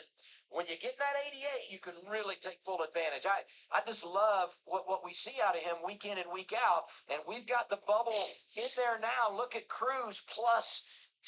He came in 15 out. He's taking advantage of the misfortune of his teammate Taylor Gray. Today is survival. I mean, like this whole race today, it has nothing to do with how fast you are. There's been so much carnage today and so many accidents, and we still have a couple of restarts to go where it's going to get aggressive. People are going to continue to be all give, but Raj has done a nice job, and hopefully he can survive. Okay, Jamie, maybe you still do this. I don't want to assume, but Raj still takes notes on paper. I turned 50 on Wednesday, and I'm digital. I hate that you got that in and I didn't. That's why I went ahead and did it. Hey, we talk about Brett Cruz and where he is in relation to that cut line. Huge opportunity for him the next couple of weeks because we know how good he is on the road. But I'm going to tell you what, next Saturday on CW is just going to be special. We're heading to Coronado Island, Naval Base Coronado, San Diego, California. This is going to be one of the greatest things that NASCAR has ever done. We're going to have qualifying on live, CW Saturday, and then our race coverage begins at 4 o'clock Eastern Time. I know you've been out there, Ross, and what we are going to experience just in the NASCAR community is going to be something that we've never seen before. This will be a weekend that I will never forget for the rest of my life. No matter how the competition goes from me personally and the one car, I will never forget racing on this naval base and what this will mean for our country and so many men and women and what it means for me. Al Neese, my Truck Series owner, is going to come out and enjoy the weekend with the team and with me all the way through the weekend through Sunday. So hearing him, and I've asked him to tell some stories to me, like I've asked him to shed some light. He was there on the naval base when he was in the service. So wow, as a Marine, so very, very special to hear it from a veteran like Al. Well, and I'll tell you, the sailors that are out there that call that home, they are absolutely fired up about what's coming to their home turf. Let's hear from Sam Mayer's crew chief with Kim. Yeah, Jason Trincherry, speaking of fired up, he's from an hour away, has never won at his home racetrack, so how nervous are you right now? Pretty nervous. I mean, this Automobile Chevy's been pretty good all day, and Haas Factory built us a nice hot rod. This is a brand new car, so have Sheldon helping us there on the restart. It's pretty cool. And now we got Cole's up there too, so hopefully we can keep working together and get away from the pack. Sam's been really aggressive on restarts. Is there anything else you could tell him at this point? No, I mean, that's what I just said. I can't believe I'm as nervous as I am. It's out of my hands now. But no, we called the race pretty good. Everybody down here did a great job. Awesome pit stops today. We gained like 5 on one of them. So hopefully we can close it out. But Thank you. Jason's telling me he was shaking as these final laps wind down again, looking for his first home track win here at Pocono Raceway. Thoughts on the choose? We're going to get a restart with 8 to go. Well, the bottom worked out for him last time, but it didn't work out the way I feel like we all thought it was going to. And based on what we've seen out of the 19 car in the last 15 minutes, I can say he's going to make it 3 wide. There's no doubt that inside row is going to be put 3 wide here. Brent Cruz is going to be extremely aggressive. He's a couple of laps fresher on tires, and he's got a really fast car. It's all about getting hooked up, though, and that initial push that you can get. And getting just on the outside again, he overdrove the entry at turn 1. He's going to get another shot out of here. He won't overdrive it this time. He's going to be able to adjust to that. It's going to be fun to watch. And 3 rows of Junior Motorsports in the outside lane because Cruz goes to the inside, Byron goes outside, and right behind him is Connor Zilic. You think that will pay big dividends for Allgaier here as well. Aerial coverage this afternoon brought to you by the Lucas Oil Helicopter. As we work our way through the tunnel turn, you talked about the 3 Junior Motorsports cars in the outside lane. The 2 front rows are all Hendrick engines, so they all know they've got the same power, with Brent Cruz inside of row 3 being the lone Toyota in the top 3 rows. I'll remind you as we go green with 8 to go. Jamie's predicted multiple restarts here. We've not had an overtime in the O'Reilly Auto Parts Series. Nice work, Adam. In 2026. Nice work, I'm just laying it out there. We'll see how we get away here. 8 laps remaining. Front row. Sam Mayer. Yep, here we go. 8 laps left. Sam Mayer versus Justin Allgaier for the second consecutive restart. Again, Mayer taking the inside of row number 1. Allgaier up high. Sheldon Creed, teammate of Mayer, down on the bottom. Green flag is back in the air. Great push from Creed to Mayer, and already the 41 car is clear of the field as he enters turn 1. Sheldon Creed just about cleared for second place as there was a third car in line pushing, but Justin Allgaier on the outside sails it in, and he was committed to going full throttle through that corner because I don't believe he lifted. He's clear of the lead out of turn 1 despite the fact that Mayer and Creed had about a car length and a half over him. What commitment by the driver of the 7 and then getting it to stick. Remember, these tires aren't exactly the freshest either. They've had about a dozen laps on them, so that was quite the commitment level by Allgaier, but he is out in front now and looking to take control of things, but that 41 car has been strong on the long green flag runs all day today. This thing is not over yet as it comes for 7 laps to go. One of the better restarts for the 88 of William Byron as well as he sits in third. And as we come to the start-finish line, and again down for 7 laps to go, trailing towards turn number 1. Wider entry for the 7 of Allgaier, very flat down on that yellow line on the inside for Sam Mayer. Goes to tail. Mayer trying to stay in the draft. Down the Long Pond straightaway, going for turn 2. Does the 41 try to pull out a line yet? Nope. But he does run just a little bit tighter, that yellow line on the bottom, compared to the 7 of Allgaier. Though Allgaier won the race back to the gas and was able to slightly open up that gap he had over Sam Mayer through turn 2. Into turn 3, and again, Allgaier just able to get back to the throttle sooner than Sam Mayer, 2 corners consecutively now. On the front stretch, 6 laps to go. And caution is out off turn number 3. Couple cars sliding down towards pit row. Another one up near the wall on the outside of the track. Heavy damage for the 45 of LeVar Scott. He was one of the cars sliding towards the inside. I thought somebody was going to clip the barrels at the front of pit road. Luckily, just missed it. I don't think it was Scott's car. I think it was the other car sliding to the inside, which would have been the 91, who was sliding with the 45 down around the bottom of the track. That's Dexter Bean in the 91 car. And parked up near the wall on the outside is Jeb Burton in the 27 with quite a bit of damage, and I don't think he's going to be able to drive away, and I think that is going to be the end of the afternoon for Jeb Burton. 6 laps to go. Caution is out for the 10th time today, a track record for the O'Reilly Auto Parts Series at Pocono. And with the lack of pace and the really caution pace that we had to try to get to that track record earlier, doesn't surprise me we had gotten there when we did. Quite a bit of contact with the outside wall, and then down the racetrack came Jeb Burton cleaning out the other 2 cars of Bean and Scott before then ricocheting back up the racetrack into the outside wall again for Jeb Burton. 3 wide, turn 3. That's where that all started. Sammy Smith on the inside of 3 wide. Car in the middle gets into Jeb Burton after contact from down below by Sammy Smith, and it was on from there. That's got to be the 3rd or 4th caution I think I've seen of the 10 today in which resulted in contact because cars were 3 wide in the middle of a corner. It's just not a track that you can get away with that at, and we've just seen it over and over again so far, time and time, here this evening. Bill, you did predict 3 more cautions during that long green flag run. You got 2 of them. I would imagine this is going to set up for an overtime restart. We're going to go slightly past the scheduled distance of 100 laps. Well, it looked like we were going to until now. It looks like a red flag has been displayed. I don't think that's going to matter much just because we're going to have 2 laps to go in the restart regardless. So under red, with 5 laps to go as cars are parked, our first red flag of the day. Of the 10 cautions we've seen, the first red has been displayed. And it looks like the cars are parked between turns 2 and 3 in that kind of short shoot straightaway, if you will.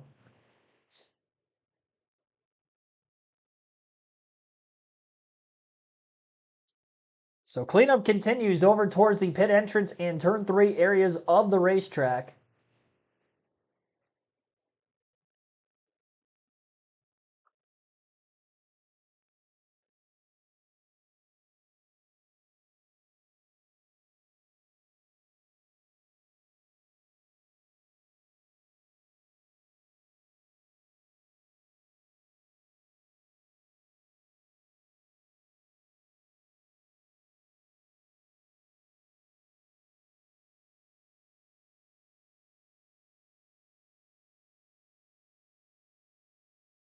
Got Dale Jr. on standby with Kim Kuhn.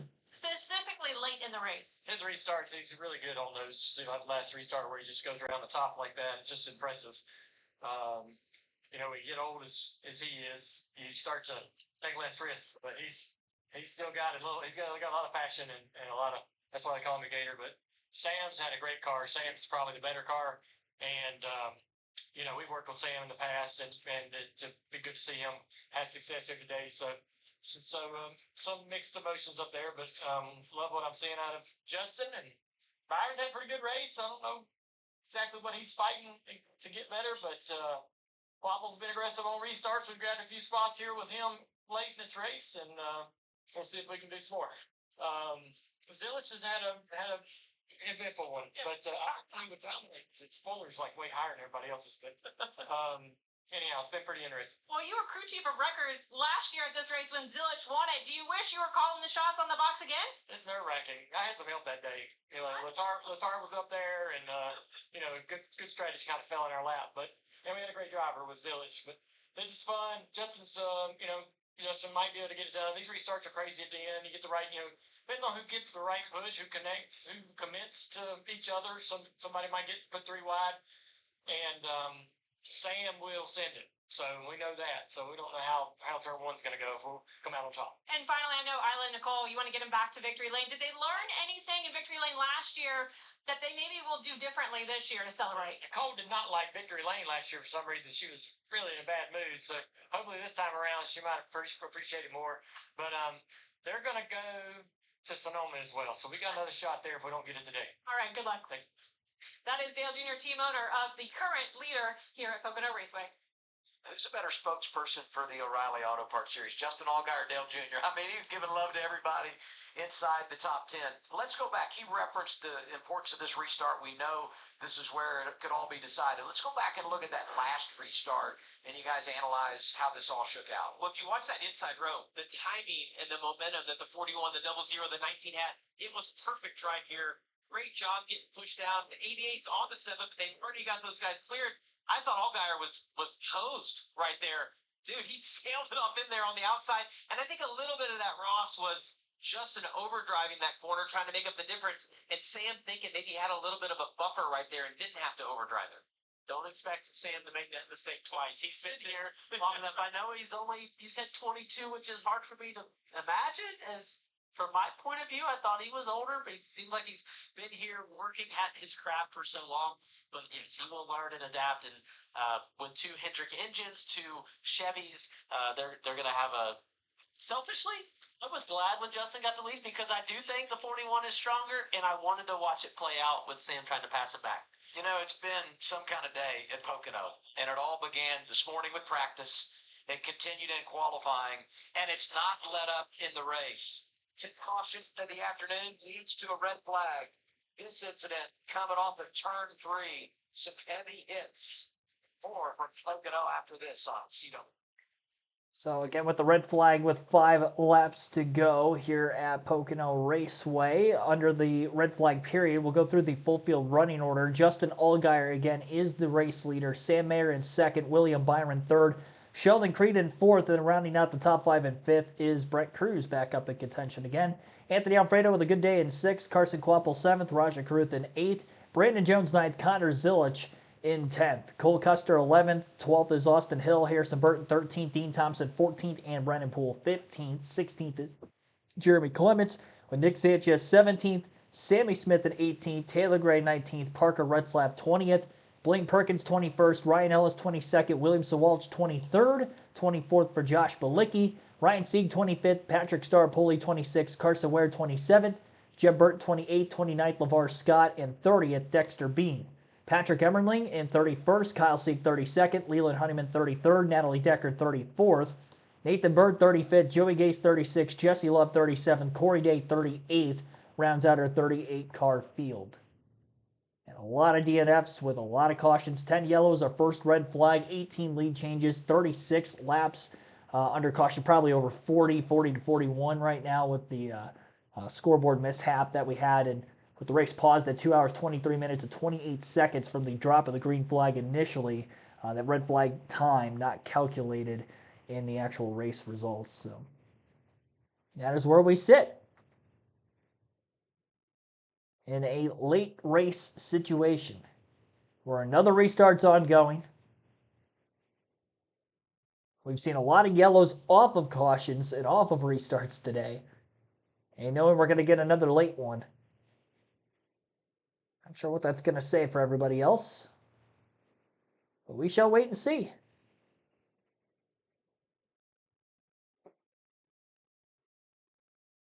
The stars of the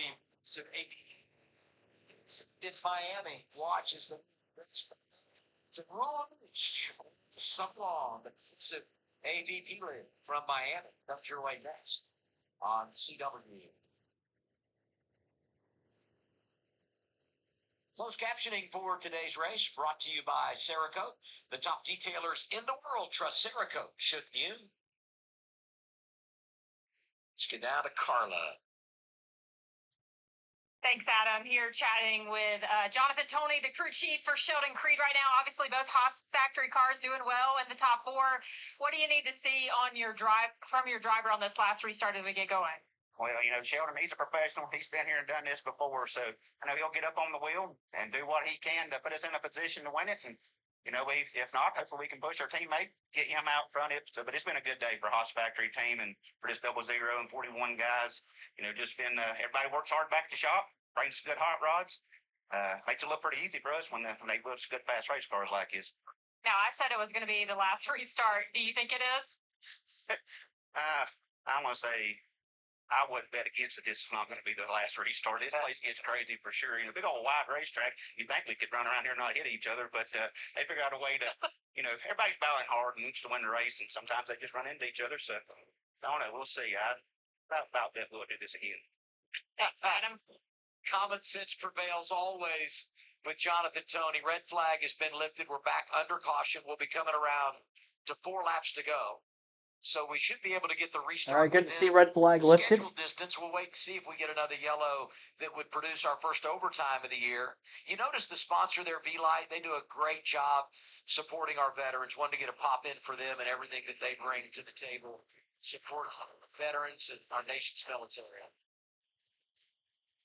All right, this is going to be something.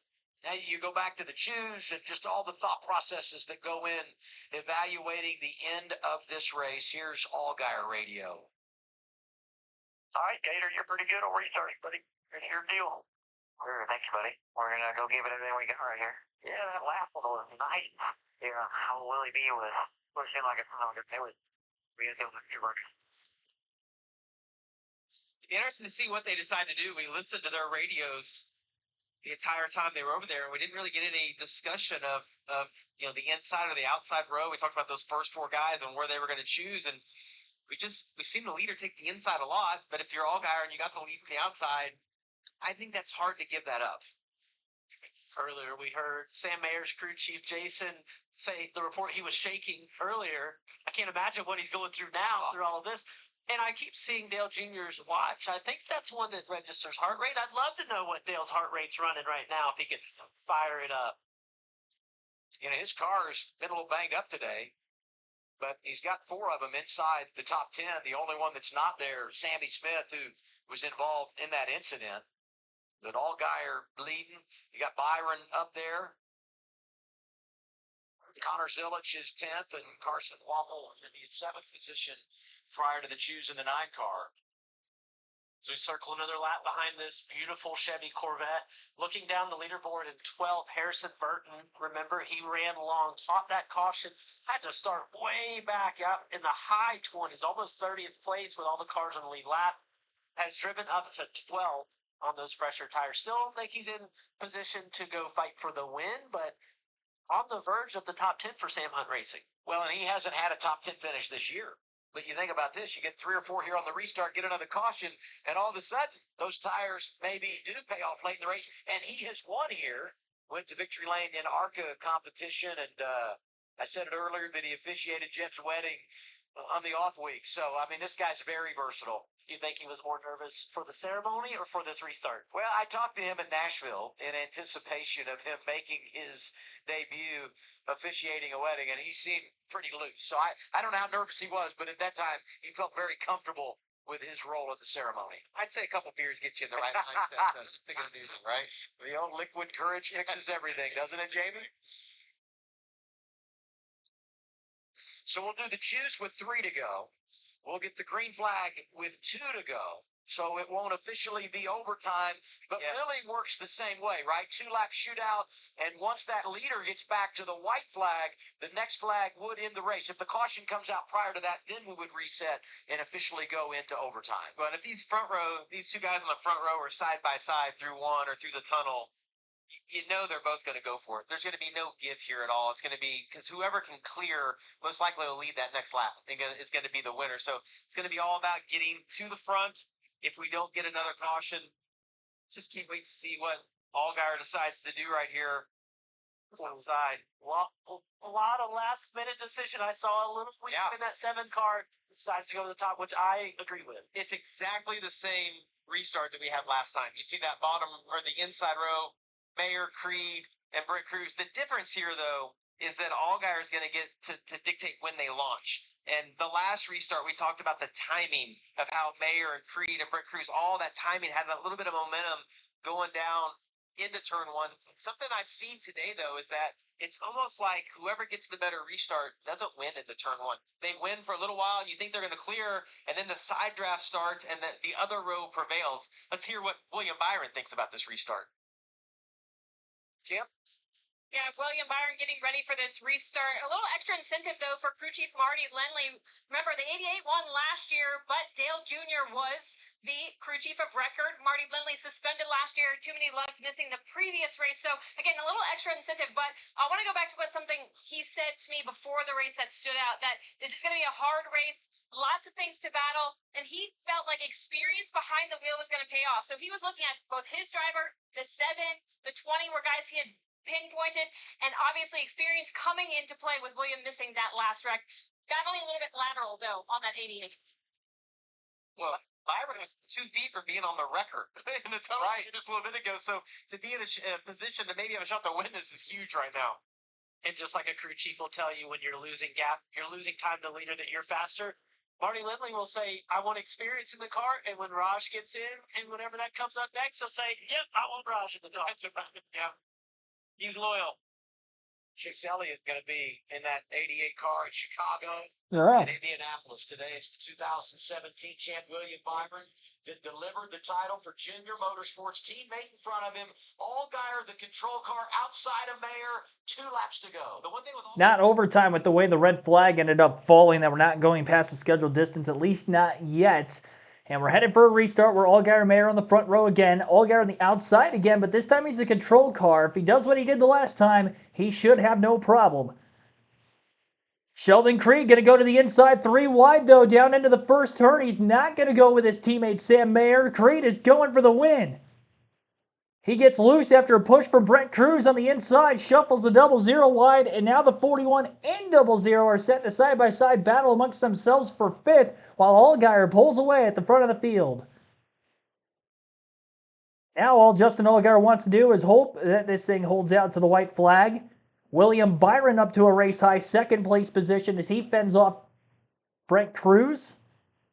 Raja Karuth with a solid day up in the 4th spot, trying to hold back Sam Mayer, who did win the battle with Sheldon Creed, but unfortunately, the two Haas teammates lost a lot of ground. White flag in the air, 1 lap to go for Justin Allgaier as he searches for his 5th win of the 2026 O'Reilly Auto Parts Series season.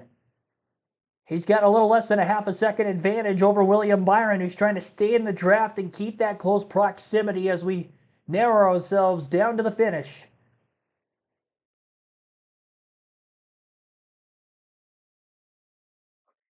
Through turn 1, all things looking good for Allgaier. Brent Cruz closing the gap on William Byron in the 88. We'll see if he's going to push him forward a little bit in the draft, or is he going to make a move for himself for second. Into turn 2, Cruz closes on the back bumper of William Byron. Cruz looking faster than the 88 right now. And into turn 3 for the final time, Allgaier's got a pretty good gap. Checkered flag going to be waving on the other side. It'll be Justin Allgaier getting the race win. A drag race for second to the line off turn 3 as Byron went wide. Cruz gets underneath him, and Cruz will take second at the stripe. 5th win of the 2026 season for Justin Allgaier, and it comes here at Pocono. 2 wins in a row. Had the off week last week, a win at Nashville the week before, and now a win here this weekend at Pocono. 35 laps led for Allgaier today out of the 100 laps complete. He actually did go on to lead the most laps in the race en route to getting the victory. Brent Cruz comes back to finish in second after also winning stage 2. William Byron third, Sam Mayer fourth, and Sheldon Creed will round out the top 5 and 5th. Anthony Alfredo with a 6th place finish. Raja Karuth 7th, Brandon Jones 8th, Connor Zilic 9th, and Carson Kvapil in 10th. 11th for Harrison Burton, Cole Custer in 12th. Dean Thompson 13th, Austin Hill 14th, and Parker Retzlaff 15th. 16th was a Jeremy Clements finish. Taylor Gray 17th, Brennan Poole 18th, Sammy Smith 19th, and Blaine Perkins 20th. William Sawalich in 21st, 22nd, Josh Balicki, Nick Sanchez 23rd, Ryan Ellis 24th, and Patrick Staropoli 25th. Ryan Sieg 26th, 27th for Carson Ware, who was the last car to finish on the lead lap. Jeb Burton with a DNF in 28th, LeVar Scott 29th, Dexter Bean 30th, Patrick Emmerling 31st, Kyle Sieg 32nd, Leland Honeyman 33rd, Natalie Decker 34th, Nathan Berg 35th, Joey Gase 36th, Jesse Love 37th, and Corey Day round out the 38-car field. We had 11 DNFs with the 10 cautions, 1 red flag, 18 lead changes, 39 laps under caution, minus about 4 or 5 laps for the 3rd yellow that didn't get calculated for caution laps. So we're sitting at 44 or 45 caution laps today out of the 100 laps ran. Not quite 50%, but pretty darn close. Track record in the O'Reilly Auto Parts Series for most cautions in a race. 250 miles, 100 laps. We did finish under regulation length, albeit 2 hours, 31 minutes, 26 seconds total time of the race. That was a pretty long one for the O'Reilly Auto Parts Series. But Justin Allgaier with the win, margin of victory about 0.6 of a second over rookie Brent Cruz. Drivers to lead at least 1 lap in the race today. 35 for Allgaier, 9 for Cruz, 14 laps led for Sam Mayer. 4 laps led for Carson Kvapil, 5 for Harrison Burton, 2 for Dean Thompson. Parker Retzlaff had 2, 1 for Jeremy Clements. 24 laps led for Stage 1 winner Taylor Gray. 4 laps led for Ryan Sieg, and that was it. Brandon Jones started on pole, didn't lead a lap. And that's where we finish things off. Justin Allgaier, race winner here today at Pocono. You'll get to hear with his front stretch interview before we go off the air.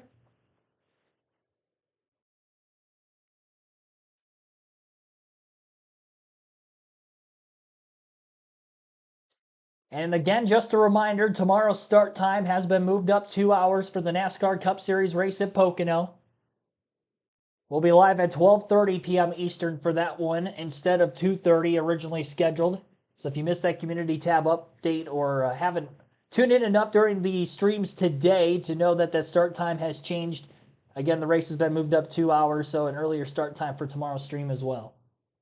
Here's your race winner, Justin Allgaier, on the front stretch at Pocono. Team celebrated with them on on the pit wall down the front straightaway just a moment ago. Went down there and gave them a smoke show, and now they've made the jaunt down here to the start-finish line to celebrate with their driver. And what more can be said about this group and this team? But first win for Justin at Pocono. As we've talked about, he's been trying to get that Eagle Trophy for a long time. And Justin, I want to talk about these restarts and how high commitment they had to be. We saw you sail it off into the high side of turn one to get around Mayer with 2 restarts to go, but that last one, did everything work out exactly like you needed it to get the win? First of all, I got to say a huge thank you to Wayne Byron, because without that shove at the end of the race, it was probably game over. This crowd, though, you all fans, I mean, I can't even describe it to you how cool it was. Seeing you guys all cheering. So proud of this race team. Everybody at Carolina Carports for believing in this race team. Everybody at Junior Motorsports, Chevrolet, Hendrick in the shop, all of our partners, Brand, RVs, Logistics, HendrickCars.com, helmets. I mean, just everybody that's a part of this program. It means so much. And, you know, this season has been special. And Andrew Overstreet, this whole 7 team, this pit crew right here, I mean, just the effort that goes into it. So, I get to go home tonight, go watch my daughter play softball tomorrow, which doesn't happen very often, so I'm excited for that. And we're going to go celebrate this one for sure. Enjoy that. Congratulations. Just the second time in Justin Allgaier's career, he's won 5 times in a single season. This has been one for the books for sure for the 7 team. No doubt. And such a long road ahead. And more. Unbelievable. More accolades on the way. That's the 33rd career win now for Justin Allgaier. And the O'Reilly Auto Parts Series already came into the day sitting 6th all-time in the series with 32, and now he's at 33, just 5 wins shy of Carl Edwards for 5th, 6 wins shy of Brad Keselowski for 4th all-time on that wins list. He could get to 40. Not sure exactly how many more years he's going to have left. Just turned 40 years old last week, but he's still at it and still winning races, much like Denny Hamlin in the Cup Series. They have not been aged out of the sport yet. Thanks for watching, everybody. Congratulations again to Justin Allgaier, race winner today. And speaking of Denny Hamlin, congrats to him as well. He'll be on the pole for tomorrow's Cup race at Pocono. This was the MillerTech Battery 250. Thanks for watching, and have a good rest of your evening. See you tomorrow afternoon, everybody.